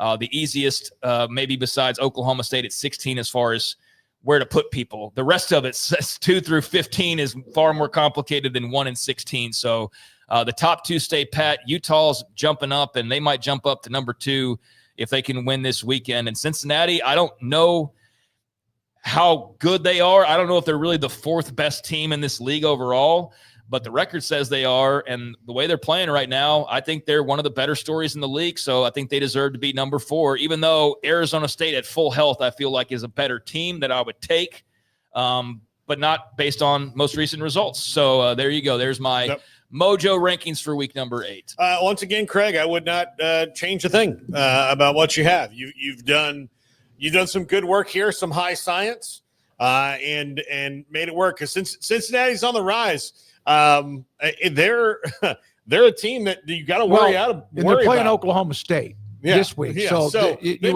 would think at 4, but like what Blake had said, no.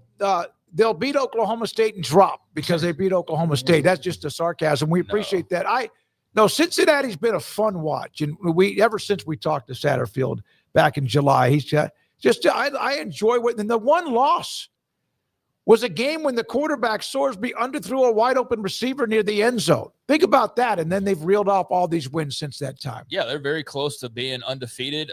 Again, sloppy win last week, but a sloppy win's better than a sloppy loss or any kind of loss for that matter. So, yeah, I wasn't necessarily the biggest believer. It's taken me a while, but, I mean, the proof is in the pudding. Cincinnati keeps winning games, and that's the name of the game when all is said and done. So, again, I think you could have a debate like Arizona State at full strength, Iowa State at full strength, but guess what? They're not at full strength, at least for right now. So I still like default. That's where kind of like the mojo comes in a little bit to differentiate from just a straight up power ranking. But yeah, I think this is pretty spot on as far as my opinion of the league and the way that it's laid out right now. I think you could definitely have some arguments over, well, should TCU be slightly higher than Iowa State or whatever? We get into that, but TCU just lost by 13 on the road. So, they're not exactly rolling in with a lot of thunder and confidence, but this is a league where anybody can beat anybody except for maybe Texas Tech. We'll see by the end of the year. They still got to play BYU. They got to play ASU this weekend, maybe with Leavitt. So they'll get tested, but I think they're the clear number 1. I think Oklahoma State's the clear number 16. And I think on any given week, 2 through 15 is an absolute jumble that, you can argue over it if you want to, but that's my opinion, and here it is for everybody to see. I think somebody may very well beat Tech one time this year in the conference because it could happen. Yeah, everybody's going to have a bad day, or not. But I mean, I do think that everybody's going to take a loss somewhere. But I just don't see it coming, in the next couple weeks. A couple of comments. Bobby B. Craig, it's fair. Paxton, who said he was using a burner account, using his regular account. Just having fun after the discussion from earlier. TCU should be in the bottom half based on results. And then also from from Kyle, Smoky, TCU should be in the bottom half based on results. Same thing that Paxton mentioned. Yeah, and that's actually a team that I really went back and forth over. And they're 1-2 in the league. They're 4-2 overall. But what I eventually boiled that down to was you look at the 2 losses. Yes, K-State was a bad loss. They also lost to Arizona State in Tempe with them full strength by a field goal. So, yeah, it's a loss, but I don't think all losses are created equal. That was a bad loss to K-State, and I would be willing to drop them. But the other thing that came into consideration was I don't think that Baylor deserves to jump over them when they didn't even play. They're going to play this week. It'll be decided. I don't think is Baylor a better team based on what you've seen than TCU? Well, their losses are probably better, but that doesn't mean, and I hate no loss is good. There's no loss that's better. I shouldn't say it that way, but who they've played. But there's like 6 teams on this list. We don't know really who's in, who are they? The identity, who are they? We know Baylor can't play defense, but neither can TCU. Okay. Do you think Baylor's better than TCU? I don't know. Okay, yeah. Exactly. No, the answer is I don't know, and I don't think you jump them just because. Yeah, no, because they lost. But no, I mean, I'm all open for that talk, and that was actually the fact that a couple of people pointed out that was the one that I struggled with the most because I do feel like standings only, you should have them there, but I don't think that they're worse than Houston or Kansas at this point. So I don't really know where I dropped them. I just wasn't ready to drop them below Baylor and Houston. But hey, that'll be forced one way or the other this weekend.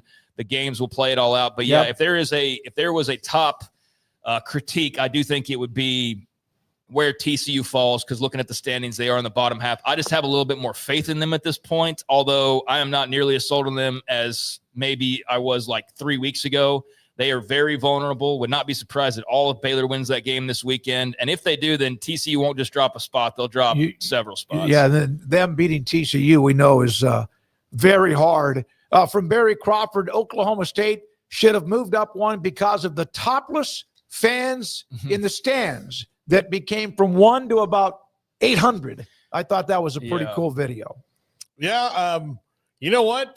Boredom and drunkenness are a nice little thing for viral moments. That was a cool. If you haven't seen the video, Google it, or like Signetti said, but go find it if you can. It's cool. The one guy, not sure who it was, but one guy in the stands with a shirt doing this, waving it.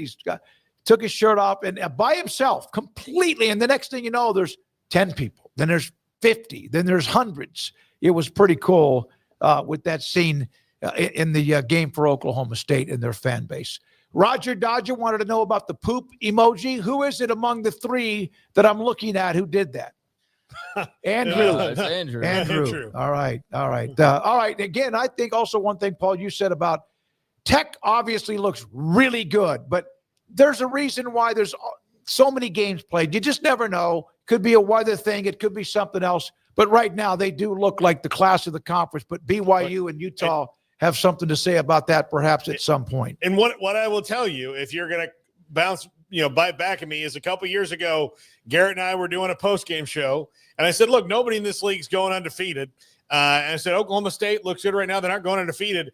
And, man, the vitriol that came at me from Oklahoma State fans, like bad stuff, fat idiot kind of things. And then they lost the very next week. Yeah. So, you don't know what's going to happen in college football now. In any league, on any day, at any time. So, Tech is rolling along right now, but all it's going to take is one bad day, and then they're like, oh, well, crap, we got to. Yeah, something happens. You're talking about, guys between 18 and 20, whatever they are now, but we'll see. That's why they play. The schedule still has, of course, a long way to go. When we come back, Brett McMurphy on 3 Sports.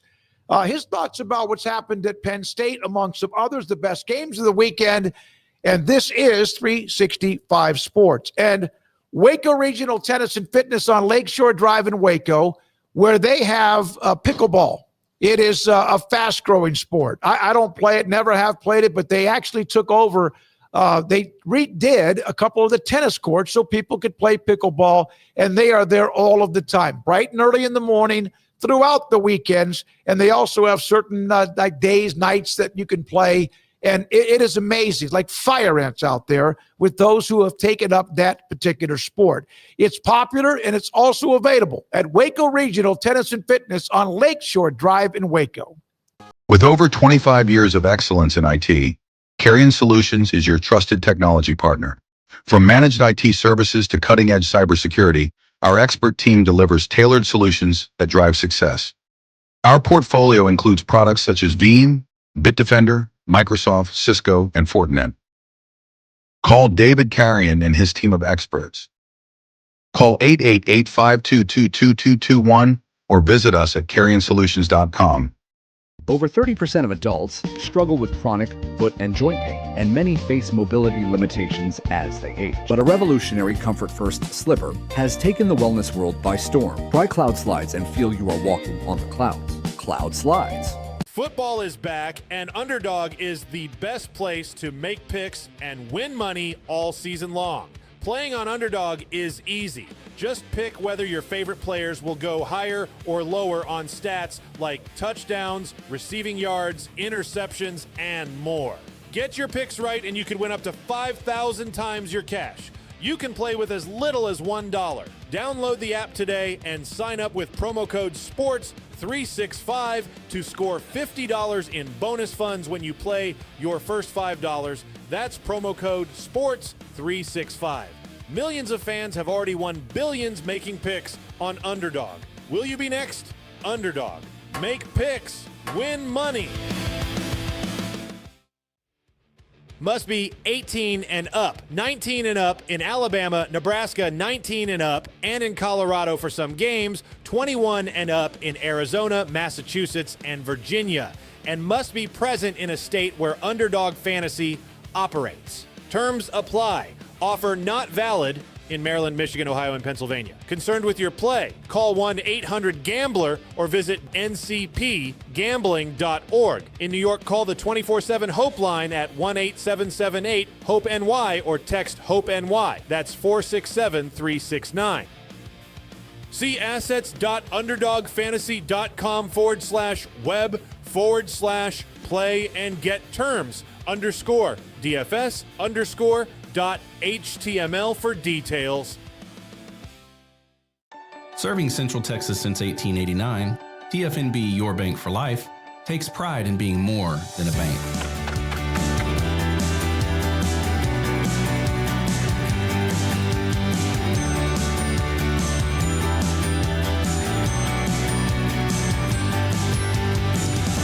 At TFNB, we remain committed to these principles. If you value them too, come join us. TFNB, Your Bank for Life. This is 365 Sports. The 3 o'clock hour is sponsored by Waco Custom Marketplace. Meats, sweets, Texas treats, and a cut above the rest. 425 Lake Air Drive, Waco. Brett McMurphy on 3 Sports and preeminent when it comes to covering college football joins us on 365 Sports. And Brett always has something unique when it comes to his text, or his tweets, but also many things when it comes to games that are coming up. Brett, when was the last time you threw a tortilla? I hate to admit this, I never have. I don't know why you hate to admit it. I mean, it just means that you have manners. Oh, I didn't want to get thrown out of Chili's as a youngster, so I guess I just never had the opportunity. I have been to covered games at Lubbock, but they weren't throwing them in the press box, so I haven't had the opportunity. I'll put it that way. What are your thoughts about just some of the fines and reprimands? Isn't it to the point where until it gets like deep enough, stiff enough, and I'm not saying about throwing a tortilla, but are the conferences just basically just saying something just to say it, or do they actually mean to stop it?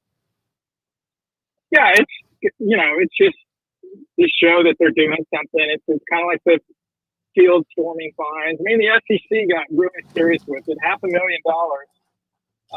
That will get athletic departments coming up with ways to keep the kids off the field or off the court. But yeah, if it's 30, 50 grand, 100 grand, whatever, that's a pocket change. It's just basically for show.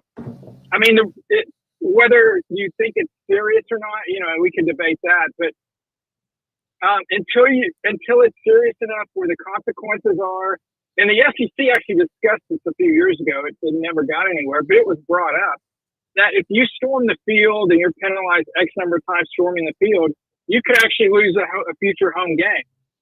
Now, that obviously, that's really going to hurt you, and that would obviously keep people off the field. But it's funny, in the NFL, they have a way to keep people off the field. Obviously, the stadiums are different.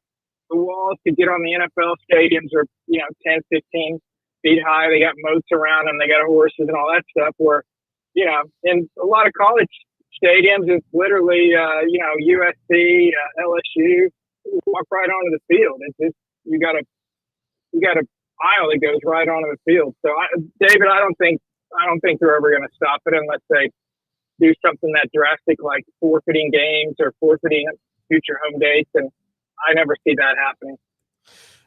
Brett, you wrote about the coaching carousel and how crazy it's going to be, and how schools are also reactionary. If James Franklin gets fired at winning 9-10 games a year, it's not surprising that we have reports out of Gainesville that they're saying Billy Napier's time's up, or that Florida State could pay a $53 million buyout to Mike Norvell if it doesn't get turned around, and all that.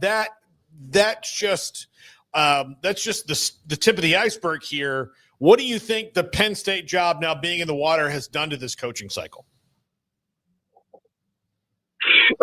If there was any doubt that these schools don't have money, they do have money. What's funny is, you've got the Big Ten, flirting around with private equity to see how many gazillion dollars they can make to put in their coffers.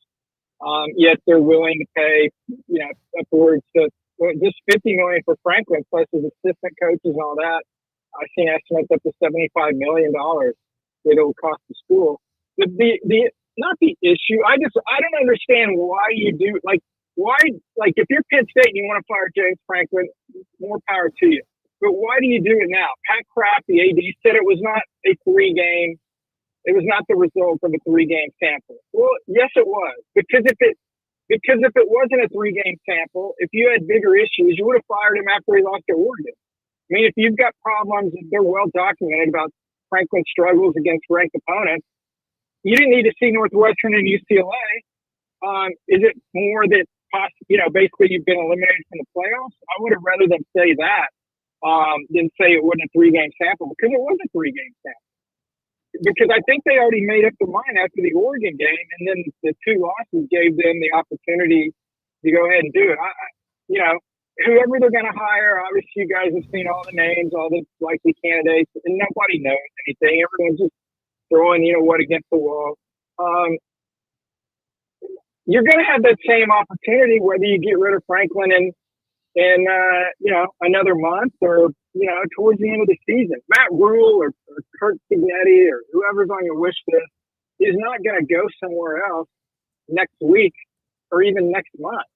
So are you doing it simply to appease the fan base, to appease the big money donors, to show that, hey, we're committed and all that nonsense? I don't know. I mean, my ties to Oklahoma State, I understand Gundy the last 2 years had really struggled. The program had really dropped down. What benefit has it been with Gundy not being there? Has there? I don't know. Would it hurt to keep him there? All the equity he's built up there. James Franklin's the same thing. He's done some things that only, positive things, as far as playoff appearances, New Year's 6 wins, consecutive 10-win seasons. That, there's a short list of coaches that have done that. Ryan Day, Kirby Smart, Dabo Swinney, Alabama, Georgia, Ohio State. That's the company he's in. But because he's had a bad year, it's like, okay, you're done. We're ready to move on. Again, you can do that if you want, but be careful what you wish for. And you're right. You mentioned Florida. Billy Napier, as crazy as it sounds, he's got 6 games left. If he runs the table, he's 8-4, and with schedule, he would have the minefield he would have navigated. He's still going to be the coach. But if he doesn't win out, then I think the next loss will be his last loss. They're not going to fire him after there's reports he could be gone after this week. If they beat Mississippi State, they're not going to fire him after a win. Why fire him after a win? You would have fired him after the Texas A&M loss. You don't say, well, let's wait till he wins the game, then we're going to fire him. But you're right. I mean, it would actually be quicker to name the schools that may not make changes. But if things get really weird, and that's what I wrote today, I think, you guys, I've been at the Texas State Fair. I know you guys have. I don't know if they still have it, but I remember that ride, the Super Himalaya. That mother swirled around about 100 miles per hour. And if you got on that thing and you were older than 18 years old, you're probably throwing up when you got off. That's how fast the carousel is going to go. Because I could see, again, if things break the right way or wrong way, depending on your point of view, Florida, Auburn, Wisconsin, North Carolina, South Carolina, Kentucky, Florida State, LSU and Oklahoma are ranked right now. If they have a bad second half, they could make a move. So, yeah, to your opening question, I think Penn State contributes a little bit to this, and now it's almost like gave these other schools the ability to say, well, look, Penn State did it, so we've got to keep up with the Joneses, and so we need to make a change too. And look, if even half those schools I named make changes, guys, who are they going to hire? Like, really? Like, who are they going to hire? Like, they're going to sit there and go, wait, Nick Saban's not coming here? Who are we getting? What directional school in the Group 5 was he at? So be careful what you wish for. Brett, how often do you hear Matt Campbell's name still pop up? Like, I know, I think I saw him pretty immediately when the Penn State job opened up behind the Matt Rules and the Kurt Signettis. But, I mean, he's a name every year, and yet he just still stays in names, and he still stays in names. And saw a podcast the other day that indicated that maybe he's more of if he's going to leave, he's going to go the NFL guy. Just kind of how frequently do you hear him still at this point? And when you do hear about him or what you know about him, like what do you think the direction is for a Matt Campbell? Is he a guy who's going to be an Ames lifer? Is he a guy to go pro, or is he a guy that's waiting on a Penn State to open up? Yeah, I think part of it, and I think Matt's probably like a lot of coaches now. I mean, the money's pretty similar no matter where you're at. I mean, some guys are going to make more, but I mean, there's not like a huge disparity like 5 or 10 years ago where you would see a huge disparity in the salaries between these coaches. Now they're fairly close. A couple million here, a couple million there. You know, what's the big difference? So with Campbell, I think one of the reasons he stopped tearing in for a candidate is, you know, he ran together 4 really good years, 9 wins in 2020. And then after that, 7-6, 4-8, 7-6. That's not really, you know, the type of guy that would go upgrade to one of the Big Ten or potential SEC spots. And also, I'd probably think for Matt, and like I mentioned this a second ago, for a lot of these guys now, I think it's personal preference because you can get the money pretty much anywhere. I think you want to go to a situation where you feel like you can win. And oh, by the way, conference realignment, I think, has impacted this too. Do you really want to go to a mid-level SEC team, knowing that when you wake up every morning, you're going to be behind Alabama, Georgia, A&M, Texas, LSU, except, as far as resources and everything else, you may have an easier path to the playoff in the Big 12, in the ACC, or heck, even in a good Group of 5 team than by going to a mid-level Big 10 or SEC program. So some of those teams that are, kind of in the mid-range of those, the two biggies, I think they may not have as many candidates maybe as perhaps they think they have, because I think people realize they're like, look, I'm gonna get my brains beat in, and there's no guarantee I'm ever gonna get to the playoff. I've got an easier path where I'm at, and it's not you're not tripling my salary, so I'm good where I'm at. So Matt Campbell may be a little bit part of that too. Brett, are we going to get to a point, and if you say no, we don't know, because it's weird. When Joey McGuire was at Baylor in 21, he got the job at Tech, and he needed to leave. So he had to go do reconnaissance to see what was going on to figure out their future with Matt Wells gone. Can we ever see a day where a head coach at a team that is playing and has games left is offered a job at another school that might be better and they leave? The defense brings to the court Exhibit A, Bobby Petrino, when he was at Louisville, and he flew not with boosters from Auburn. He didn't take the job, but yeah, I mean that happened. I think now, obviously there was social media then, but now it's like every little thing gets out. I can't. I would be shocked. I mean, never say never, but it would really, that would be one for the ages if that happens. The other thing, I mentioned all these schools may be looking for coaches. Oh, by the way, when there's a 12-team playoff instead of a 14 playoff, how confident are you to wait around until some of these guys are done with the 12-team playoff? It's one thing to leave instead of going to the ReliaQuest Bowl. It's another thing to leave if you're preparing for a playoff game.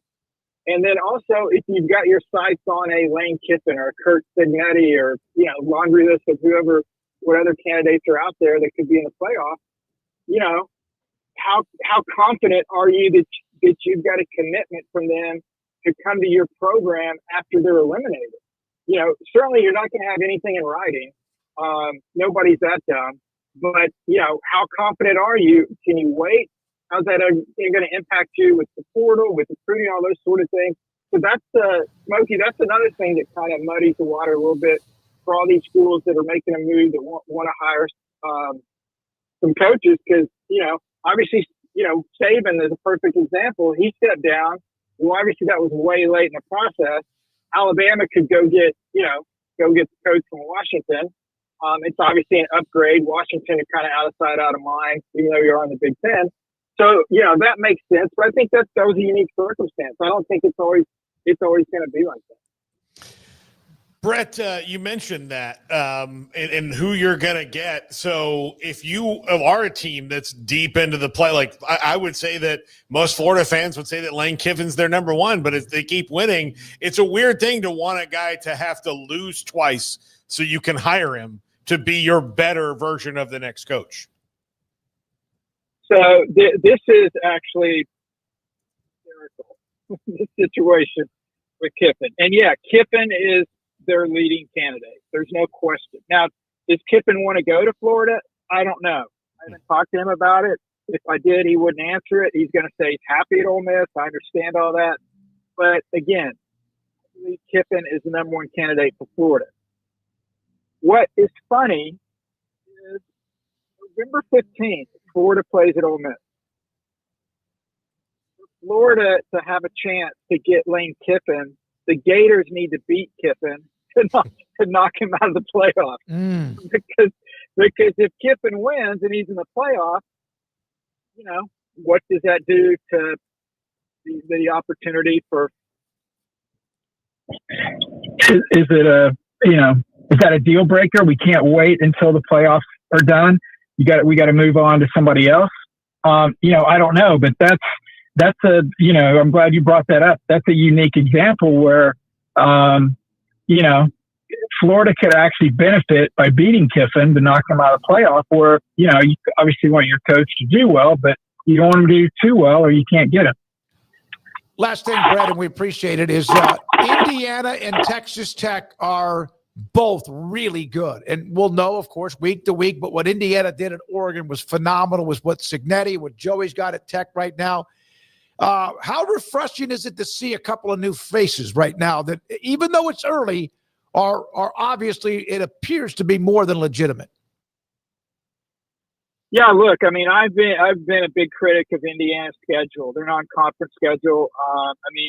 It's horrible. It really is. But you have to give Signetti credit on what he's done. He last year he couldn't beat the ranked teams on the road. This year he goes in and he wins at Oregon. Now, I'm not sure. Maybe we've oversold Oregon after seeing, what's happened at Penn State. So maybe their win at Penn State, maybe we shouldn't rate that as strongly. But still, just an incredible job. Their defense looked great. Fernando Mendoza has looked unbelievable for the Hoosiers. And what Texas Tech has done, you guys were there in Dallas for media days, and Joey was very upfront, and he's basically like, look, if I don't get to the Big 12 title game, probably people may want to get rid of me because of all the investment and everything they put in.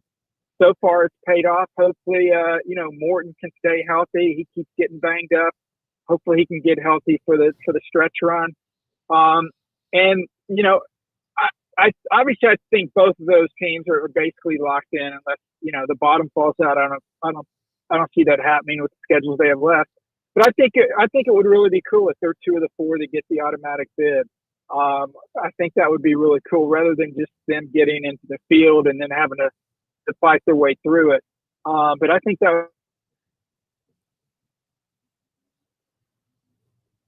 Yeah, that would be awesome. Indiana Tech, if they could keep it going and be a part of it. And somebody from the SEC and that other one, who knows? Yeah, and the automatic bid part was key to what you said also as well. Brett McMurphy, thank you, sir. Appreciate your time. Brett McMurphy with us on 3 Sports. Great to have him on when we can, and we appreciate his time. When we come back, the college football picks. Where are we? Who do we have this week? And what are our predictions? That and more. This is 365 Sports. Alan Samuels, Dodge Chrysler Jeep Ram Fiat. I got new copy points from David Gray, who's in charge of their entire sales department. And right now, Alan Samuels with 0% APR for 72 months on all 2025 Ram 1500 trucks in stock and ready to roll. 0% financing for full 6 years. And right now, the offer ends at the end of October. Also, the $15,000 off, 3.9% financing for 72 months, $15,000 off MSRP, and 3.9% financing for 72 months on the brand new 2025 Ram 1500 Laramie, or lock in 0% APR for 72 months. They've got the final edition, most powerful Wrangler ever, the Jeep Wrangler 392. That right now available, and the last chance for the V8 powered Wrangler straight from the factory.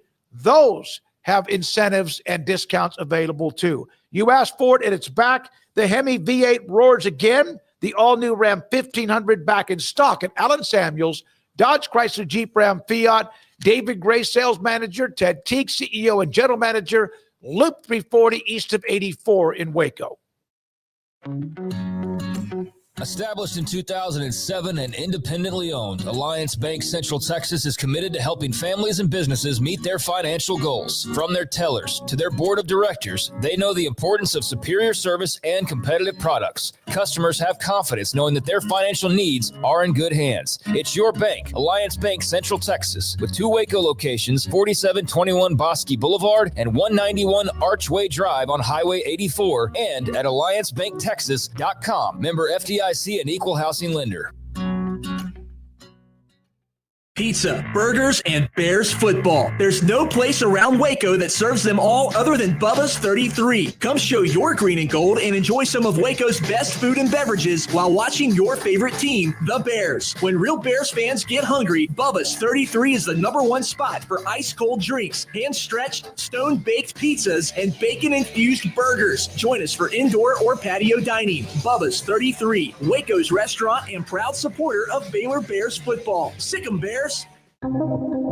Have you heard of the new IRA? The new IRA Insurance Retirement Advantage is the solution for high-income individuals and business owners who want to grow and protect their wealth without locking up capital or taking unnecessary risks. The new IRA Insurance Retirement Advantage is an option you need to know more about and is only available exclusively from North Star Funding Partners at northstarfundingpartners.com.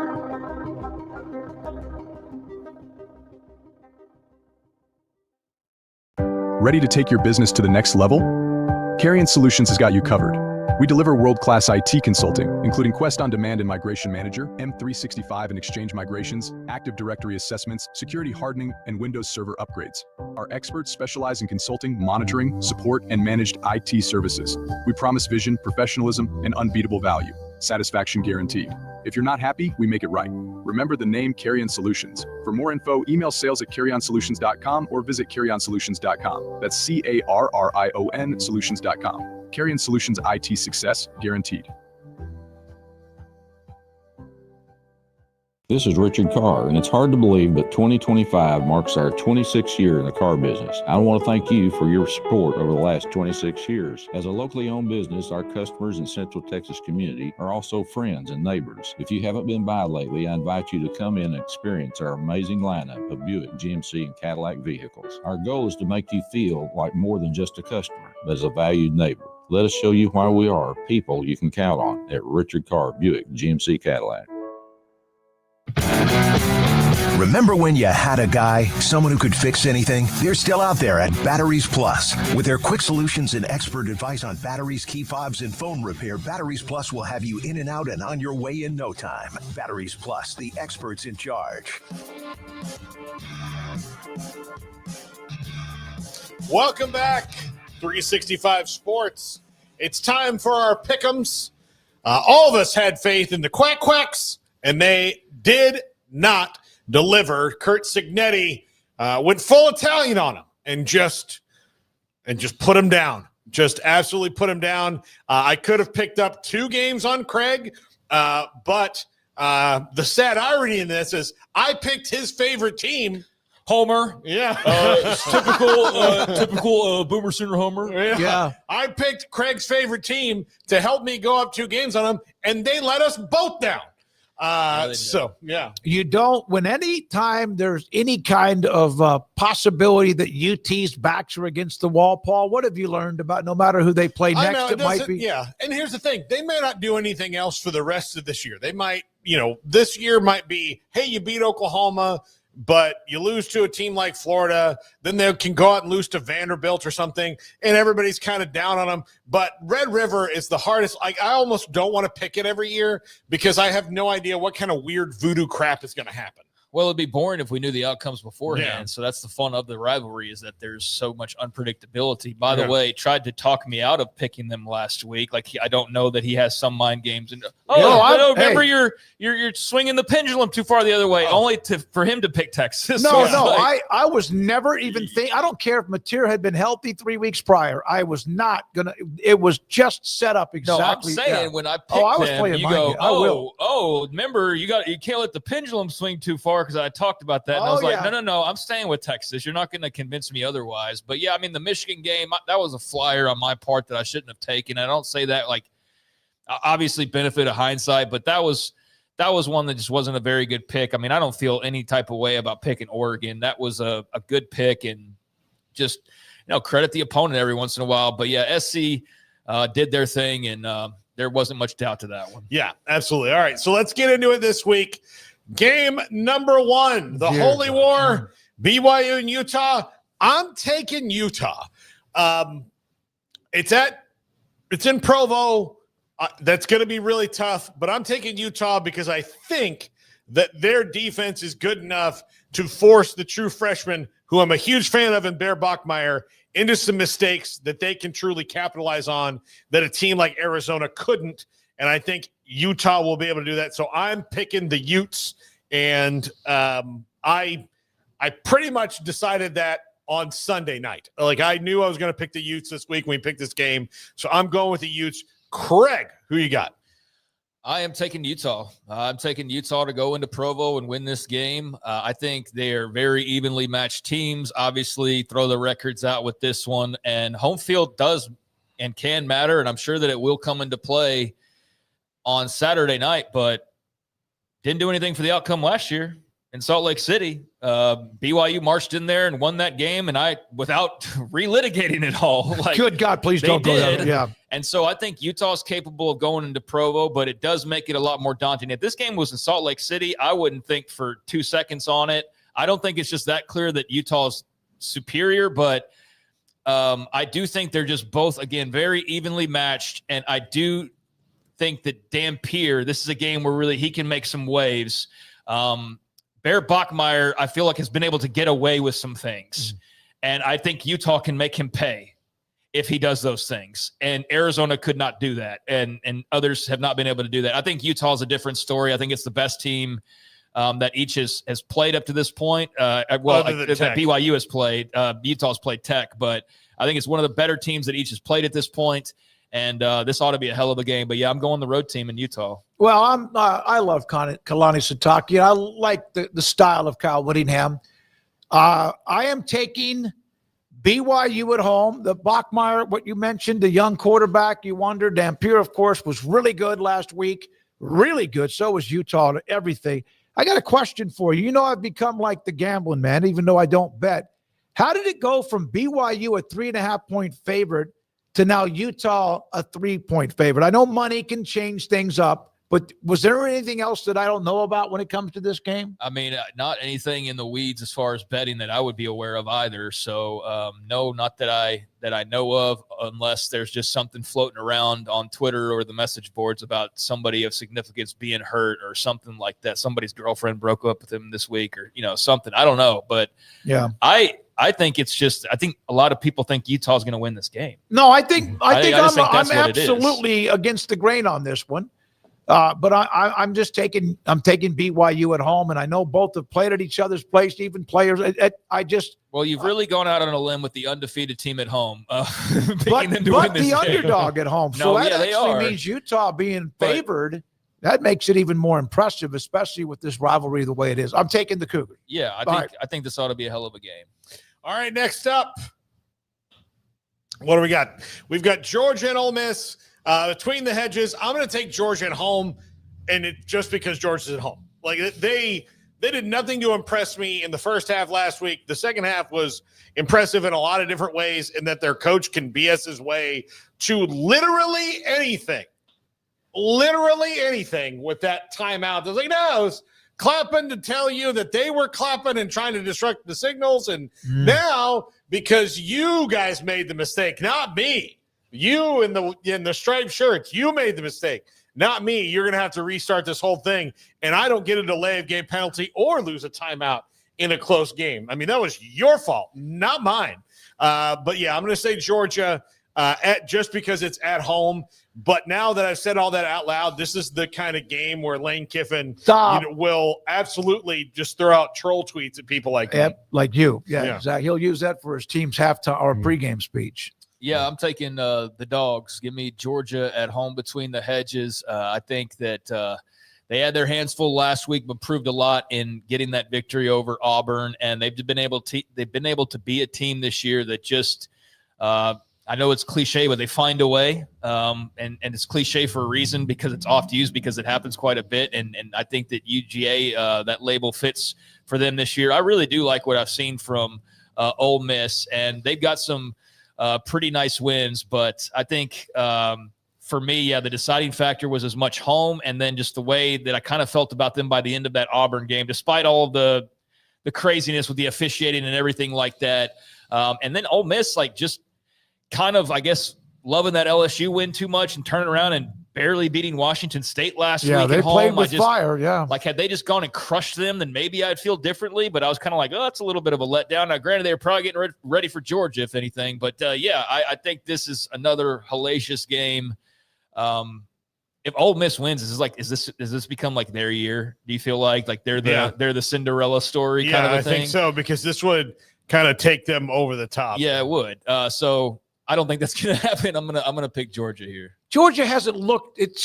They're playing good people. Obviously, Tennessee, they found a way. As you mentioned, against Auburn, they found a way. Do you know their leading rusher last week was Gunnar Stockton for 26 yards?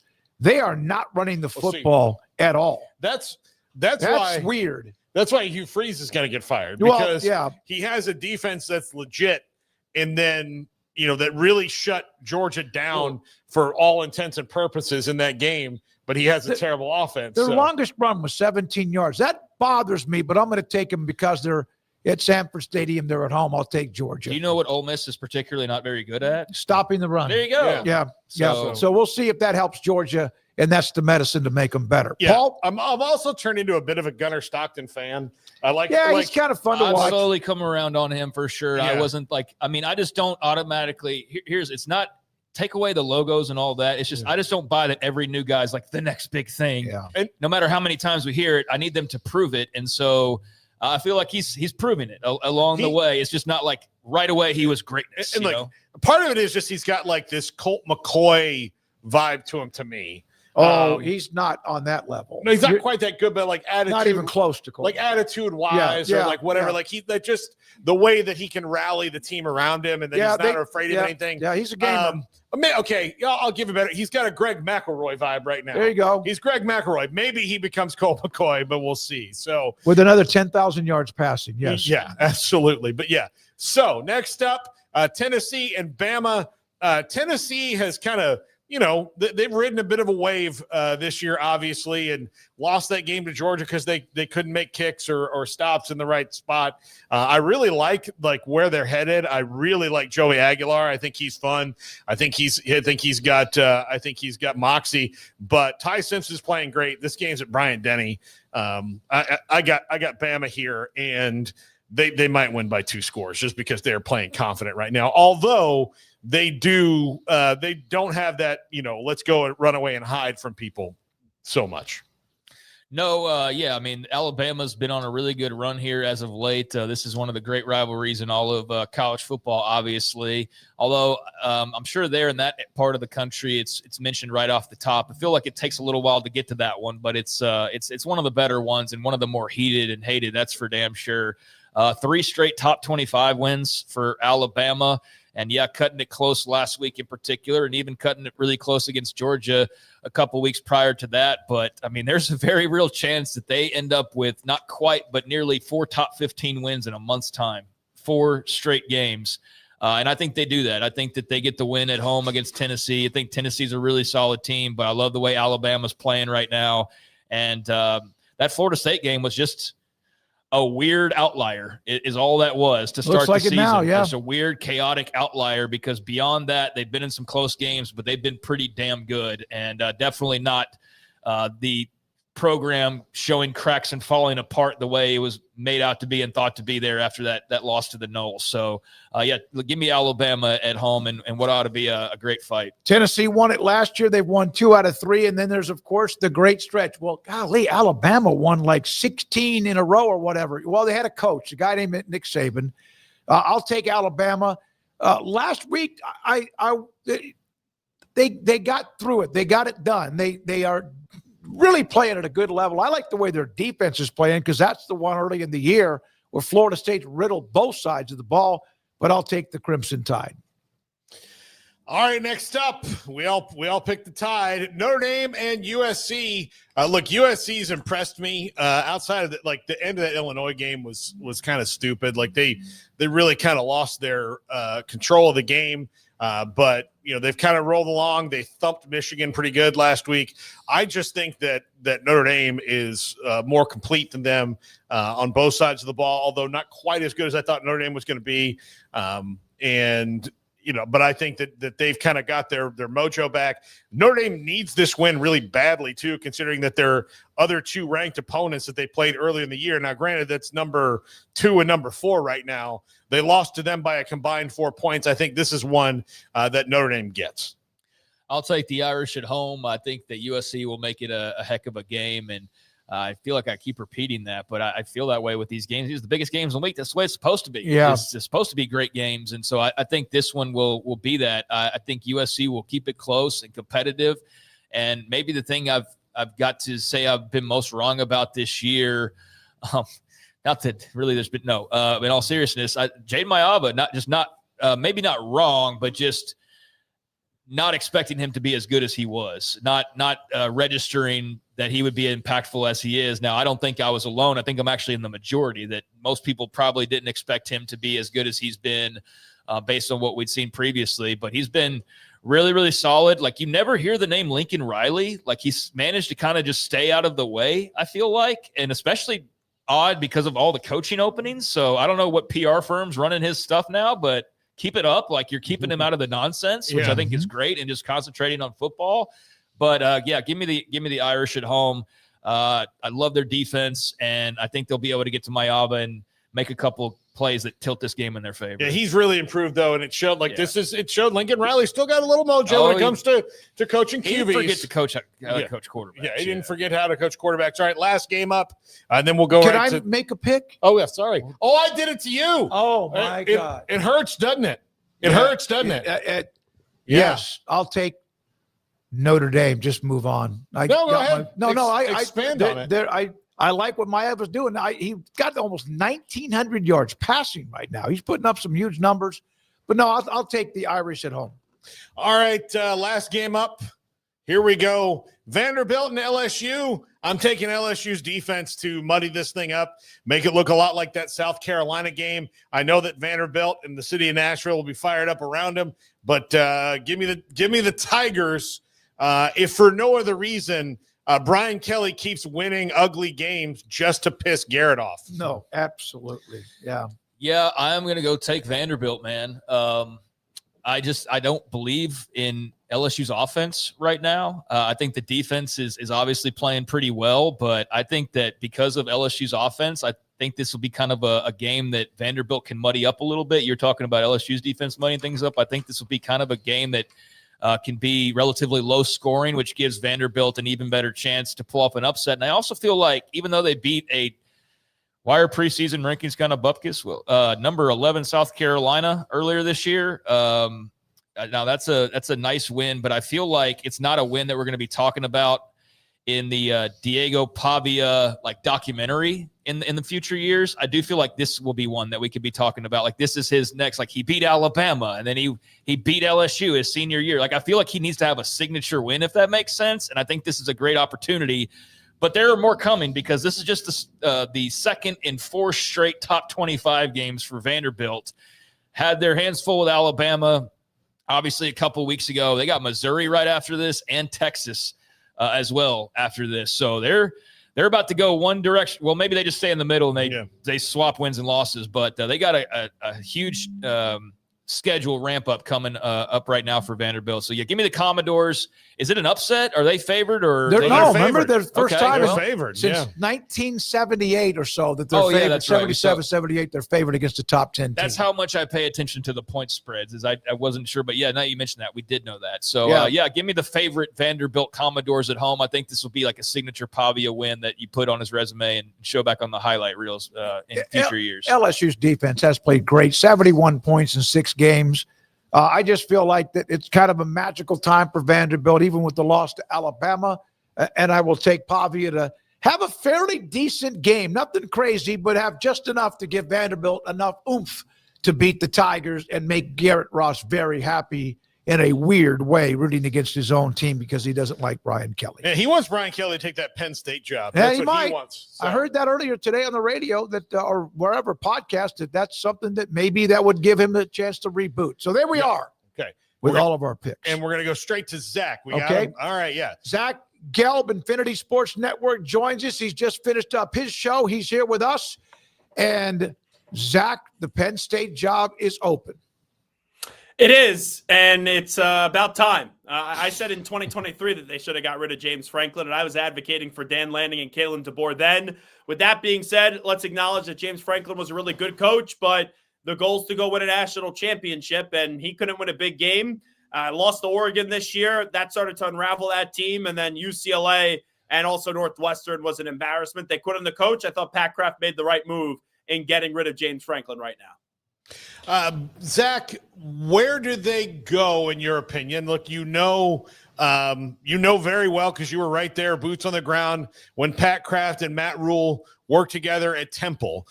Is that the best direction for both parties, or what do you think the best direction for Penn State is? If it ends up being Matt Rule, I've seen Pat Kraft and Matt Rule work exceptionally well and turn around Temple. So I have no reason to believe that it couldn't work at Penn State. I'm not sure if it's going to be Matt.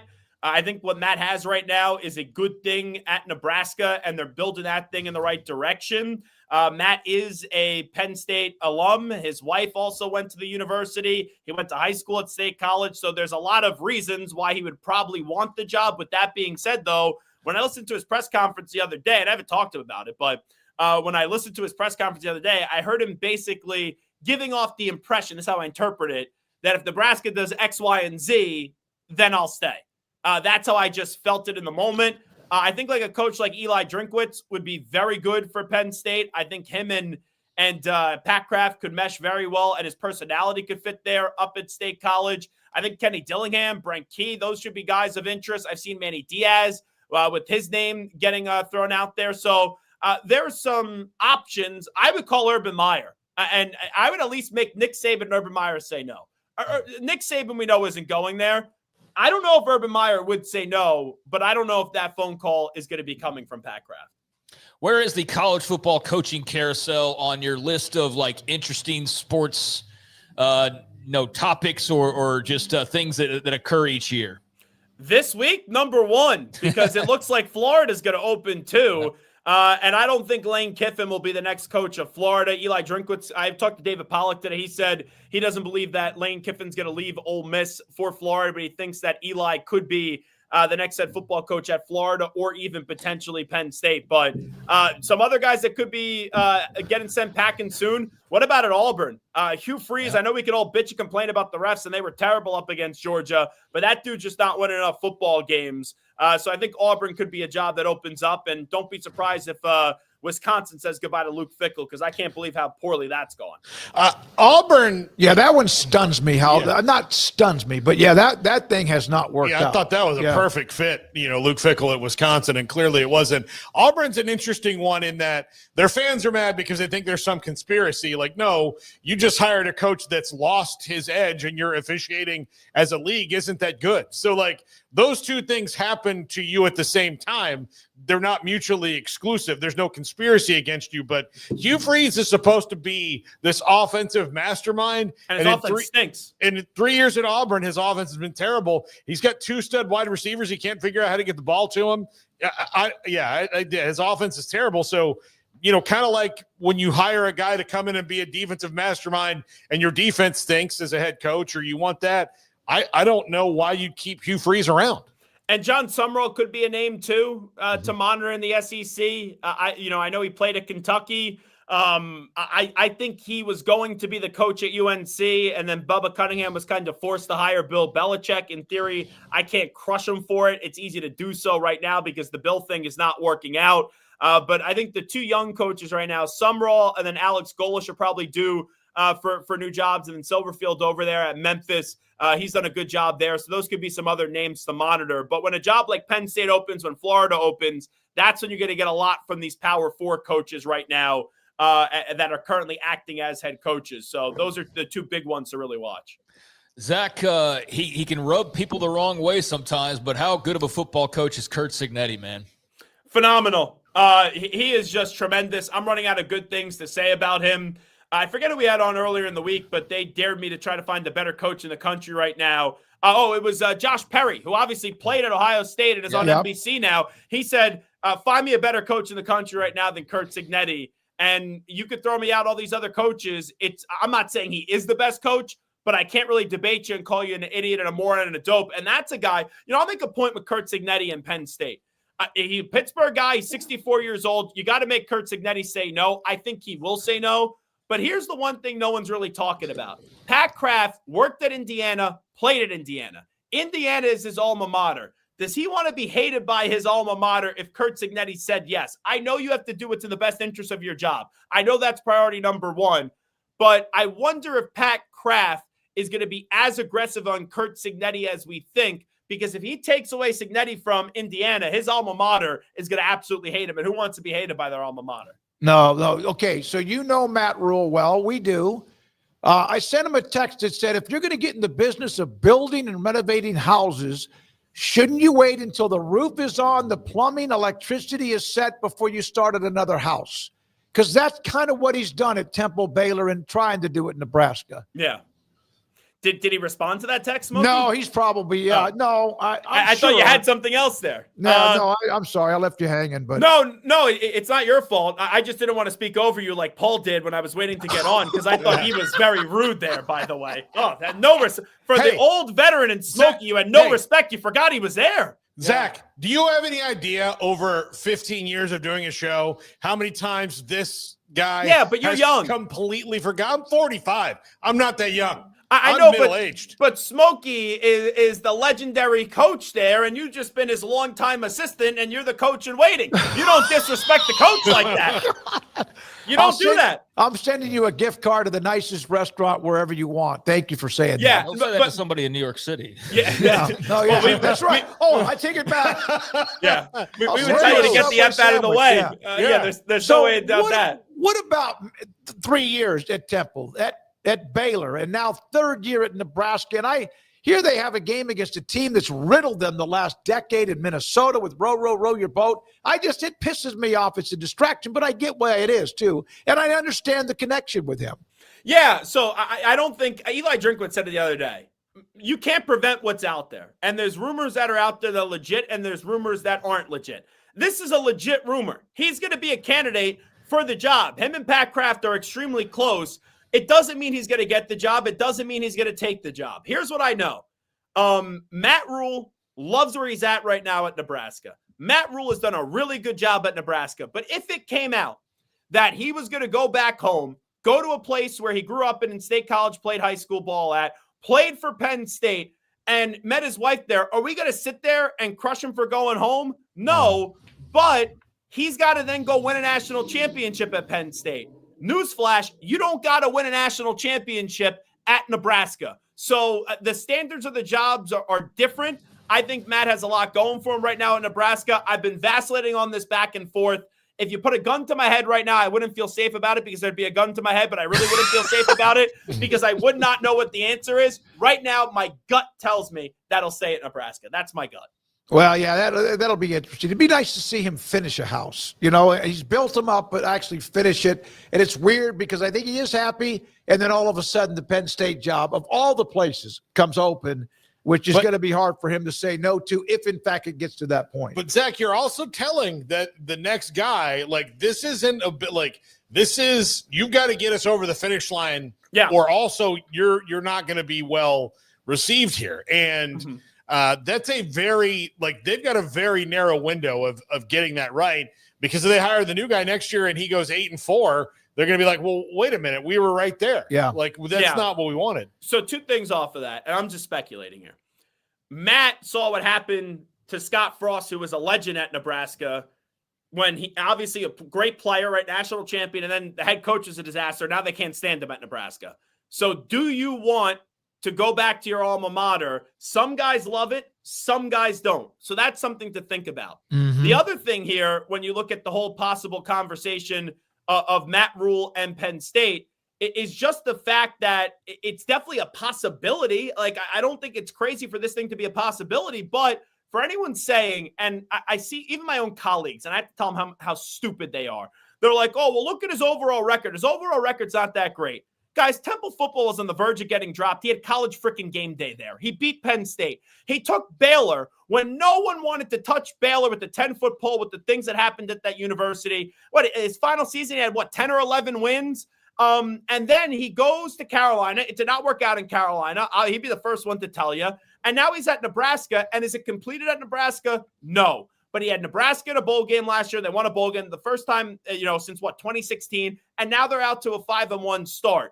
But if he goes to Penn State, it would be Penn State would be the job he's taken, where they're actually in a position where he doesn't have to do that much building, and he could really hit the ground running to try to go compete for a national championship right away.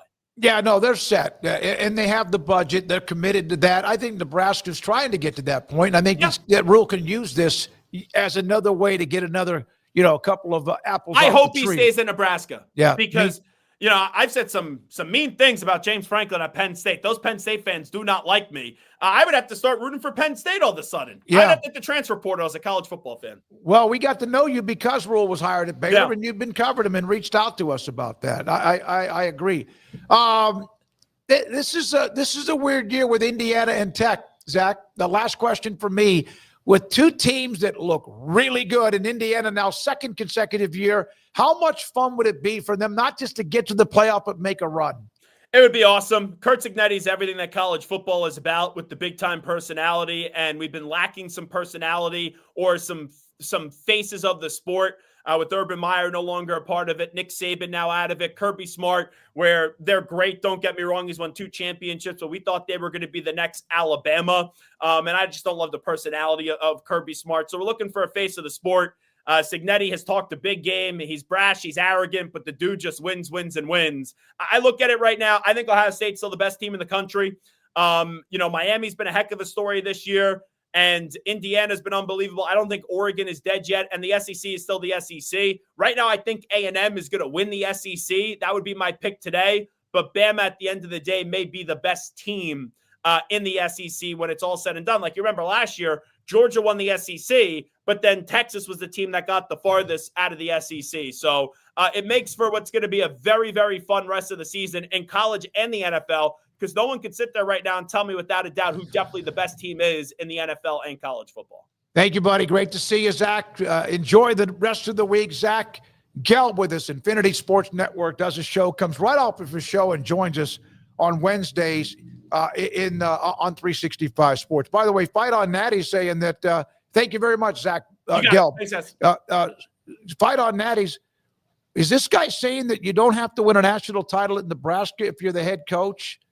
Right now, they would just take a team in the top 10 that's legitimately in the top 10 or top 25. For right now, the standard there has changed, even though I hate to say it. It's been a long time. It's been a while. It's been a long time. Yeah. Jeans were a lot baggier when they won the national title. Yeah. What was this person saying? You don't have to win a national. What does that mean? No, he's saying, is this guy saying, Zach, that you don't have to win a national title at Nebraska if you're the head coach? I mean, they haven't won since '97. I mean, I get where you're coming from now. Yeah. I didn't understand the way that was phrased, but they might try winning the Big Ten first. That'd be a good starting point, which they haven't come close to doing that. But yeah, I just misunderstood what that person was trying to say. No. I think now, that's your goal, but I think you have to start off with win the Big Ten first. Then you worry about a national championship. Or play for the conference title. Play for the conference title. Be like in the mix to play for the conference title. They haven't even done that just yet. So, yeah, I mean, the ultimate aspiration for any program like that will always be national championships, but there's steps to take to get there. And I think they need to be less preoccupied with natties and more like, how do we get to the natty?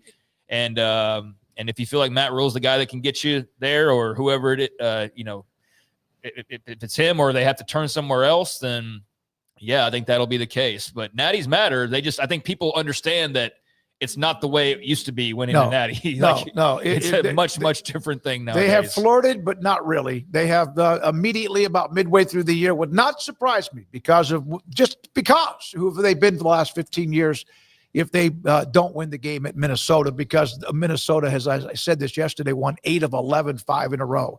When we come back, Paul Catalina, thanks to Zach Gell, Paul Catalina's top 5, spin the wheel, quizzes, and our poll results. That and more. And this is 365 Sports. Ideal MRI in the Central Texas marketplace off I-35 in Waco, a business that can help you 2 different ways. One, find what is bothering you that it hurts so much that you can't sleep, or you're just constantly, you just got a lot of pain. I've had that happen in my shoulder, my back. So why not get a look at it? If your doctor wants a better look and they suggested MRI, if you're in the Central Texas area, or even drive it in from Dallas or Houston or Austin, it's worth it to get it. State-of-the-art imaging machine. State-of-the-art imaging machine. Every time I've walked out of there, first of all, there's not like 12 people in the waiting room. There is usually somebody that's back inside getting an MRI, and then maybe somebody waiting who's a part of the family. And then that's it. That doesn't mean they're not busy. They are loaded every day. And then you also just pay $497 or less. $497 or less at Ideal MRI. Dr. Rob Maxey and his partners have put together an incredible business that helped you in 2 ways. Get evidence of what's bothering you and can they fix it? And number 2, it's not going to kill your budget. $497 or less when the average is $1,100 or more at idealmri.com.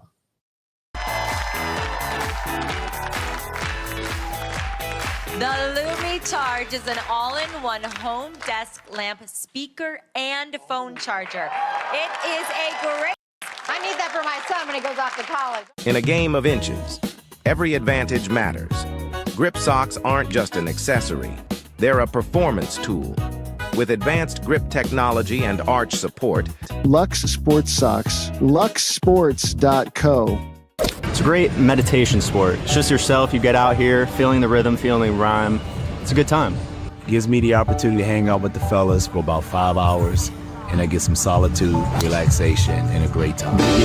Malban Golf.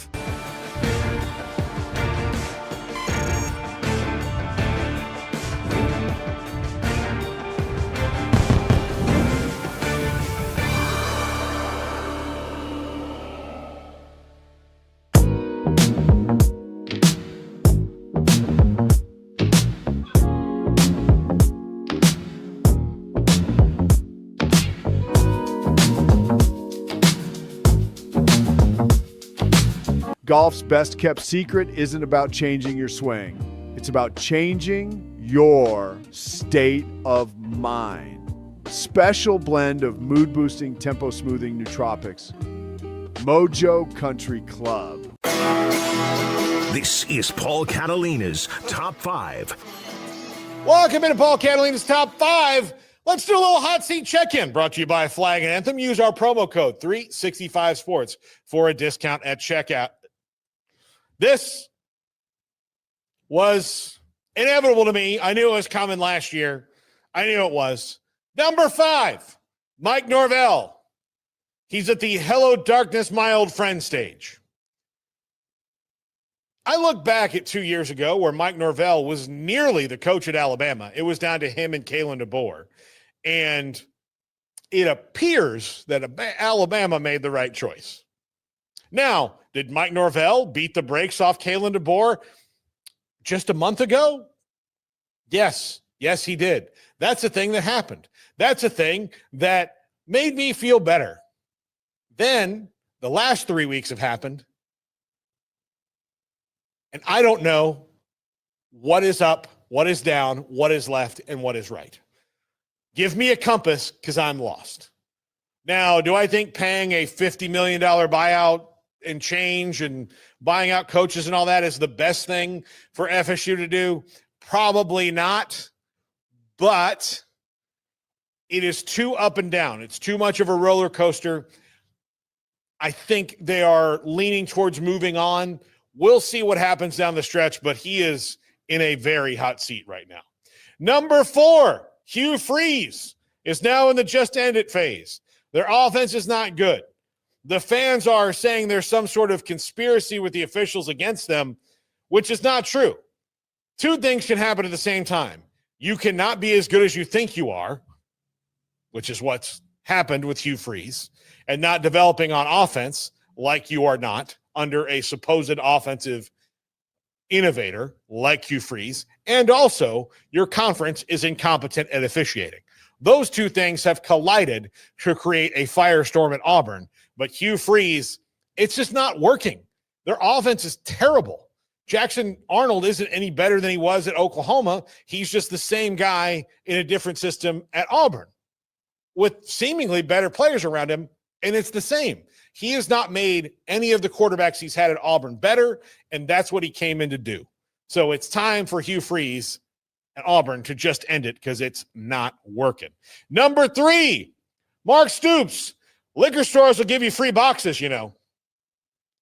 Kentucky, I'm not sure where they are on this, but with other jobs probably popping up in the SEC, they could catch that. Maybe they want to ride out another year with Mark Stoops and see what happens.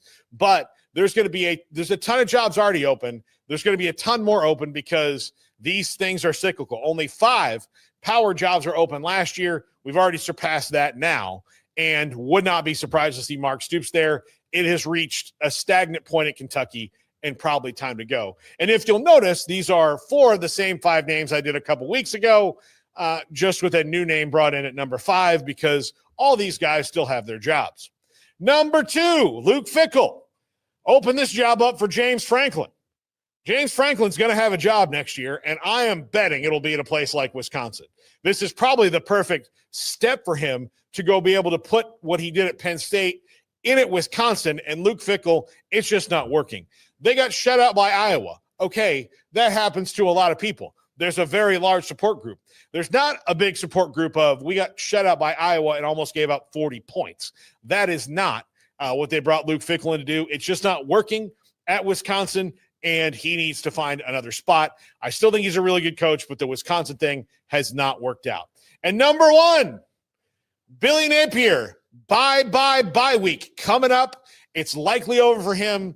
Texas A&M, after a huge win that they had over Texas, who had a huge win themselves this week, they go to Kyle Field, have the game in reach, just have a good drive, get the ball back in the 4th quarter, and Mike Elko and Texas A&M drilled them into a powder in the 4th quarter physically, running the clock down to the bone and taking their very soul away from them.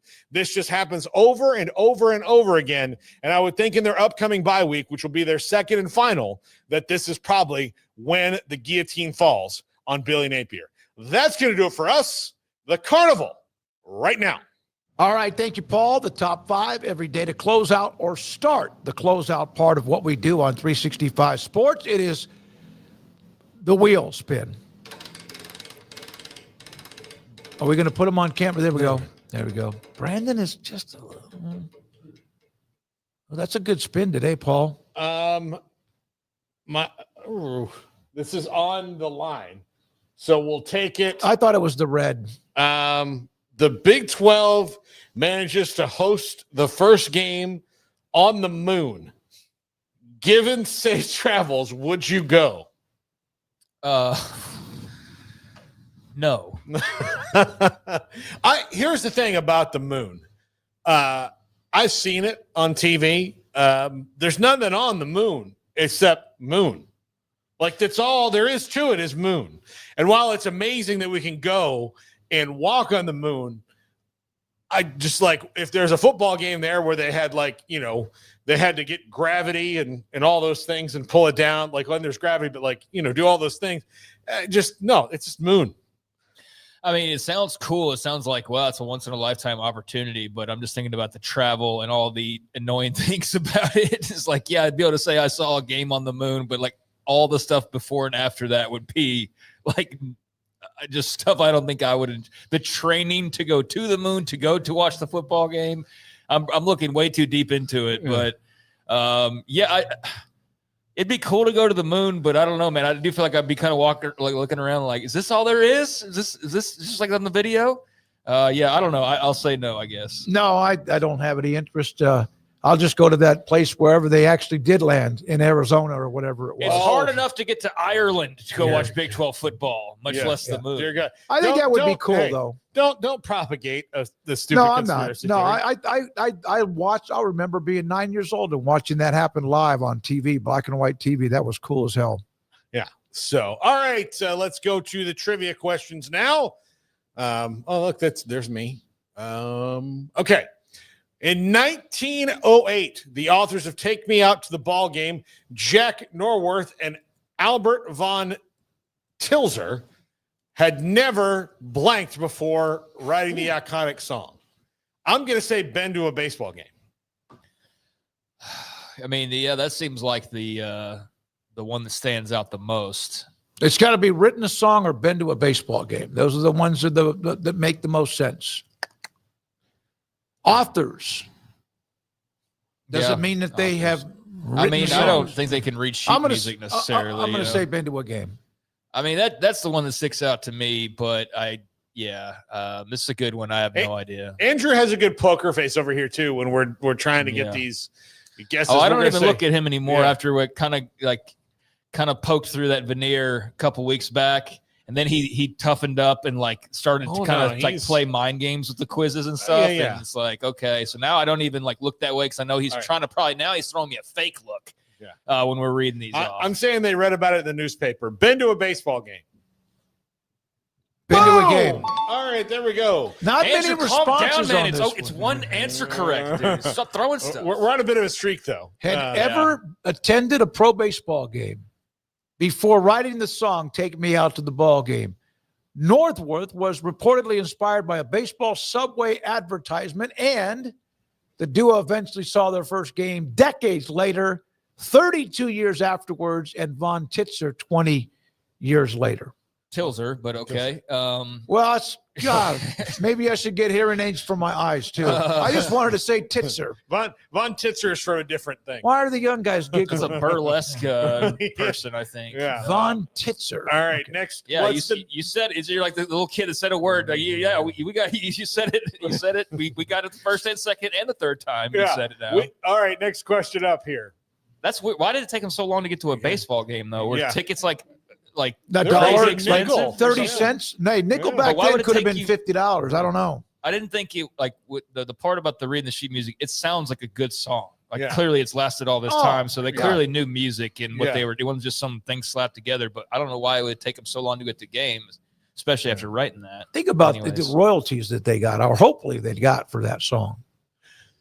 Okay, what major innovation helped Major League Baseball teams like the Dodgers and Giants to expand to the West Coast in the late 1950s? That's easy. First MLB night game, team-owned airplanes, televised nationwide, or new stadium tech? If it's easy, Soki, then it's yours. Well, I was thinking about just the airplanes were already flying by then, but team-owned airplanes made it. I'm going to say televised nationwide, but I mean, when I was 10, you had one game on like NBC on a Saturday afternoon. Yeah. And that was it. You didn't have what you have right now. I don't know. Okay. Well, I mean, you said it was easy. Team-owned airplanes. You're going to say team-owned airplanes. Yeah. Then I'm going to say. I'm going to get this. Yeah. Okay. I'm leaving it to him, Craig. Okay. There we go. I have been like almost unbeaten on these trivia questions. World War II. Commercial air travel made national team play possible. 1957, Dodgers became the first team to own a plane. A Convair 440 for players and staff, along with stadium and financial issues in New York. This enabled the Dodgers to move to LA, the Giants to San Francisco, preserving their rivalry. Unlike K-State, Iowa State in football, the first West Coast game took place in April of 1958 when the Dodgers faced the Giants at Seal Stadium. There's Willie Mays, baby. There we go. All righty. That's a great question. And so how did I just sometimes they just kind of pop out at you. Yeah. All right. Thank you very much, Andrew, for the quizzes. Now the poll results. Paul? Which undefeated team runs the table to the CFP? Ohio State. That runs the table means they don't lose again. Well, we know where our audience lies. This is no shocker. Yeah. I would still maybe bank on Ohio State over Tech. I don't think Miami goes undefeated. I think they're very good. I think somebody will nip them. I think same thing with Indiana. I don't think anybody's going to really run the table. But I think that, and just not, this is constructive, there should have been none of the above, because I think more likely than not, the chances, as a lot of coaches have said, of going undefeated are so minimal. So Ohio State doesn't play a single top 25. Yeah, team I saw that. Yeah. Well, it's because if they were in the SEC, there would be 4 teams. They do play Penn State and Michigan. UCLA all of a sudden looks a little bit more interesting, although I wouldn't say they're going to go now beat Ohio State. But I think Texas Tech, clearly our audience will lean a certain direction. But I also think, like, if you look at Texas Tech, they get beyond this weekend, I don't really know what else is out there to challenge them all that much. I mean, BYU certainly is what comes to mind immediately. But, I mean, look, there's 6 games left. Mm-hmm. They got a couple teams that you think can maybe, like, give them a game. I'm not even talking about beating them, but, like, make it competitive, because a lot of their games haven't even been competitive in some cases. So I think that's definitely Ohio State and Texas Tech, my top 2 choices, and I'd be fine with either one of those. Yeah, absolutely. All righty, next one. And the last one here. What part of the regular season matters most for a coach's job? The first half or the second half? Clearly the first. Although it's based on this predated year by the second half. Yeah. So I think right now it's the first half. I mean, if your people decide that you are, you're not going to get there before it's even the halfway point, then I think it's the first half. I mean, you could argue like the second half leads into the offseason where they talk about you the entire time, but also that's a combination of the first and second half to some degree in most cases. So it's not like Gundy had a bad second half and then now it's like he had a bad first and a second half and a second half and a first half and a first half, and then finally it was enough to where they had so many halves bad that you finally just had to make a choice. So, yeah, I guess maybe it is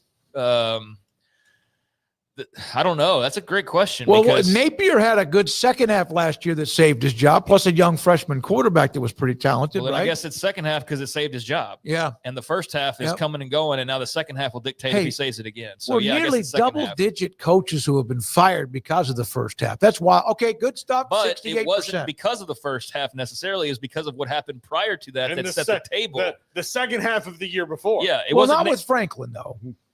But that predates to, like, I get decades worth of high-profile losses too. Yeah, and postseason losses and things like that. So I think it's the second half.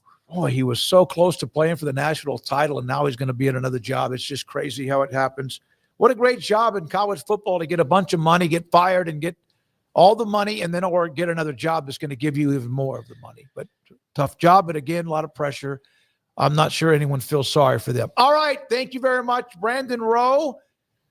Exhausted after 3 days of doing this show. And then Garrett Ross, thank you, sir, wearing his Houston Oilers Love You Blue hat today. And then Andrew Valade, whose email says John, and the text chat group thing says John. So sometimes I get nervous if he's in it or is it Papa, right?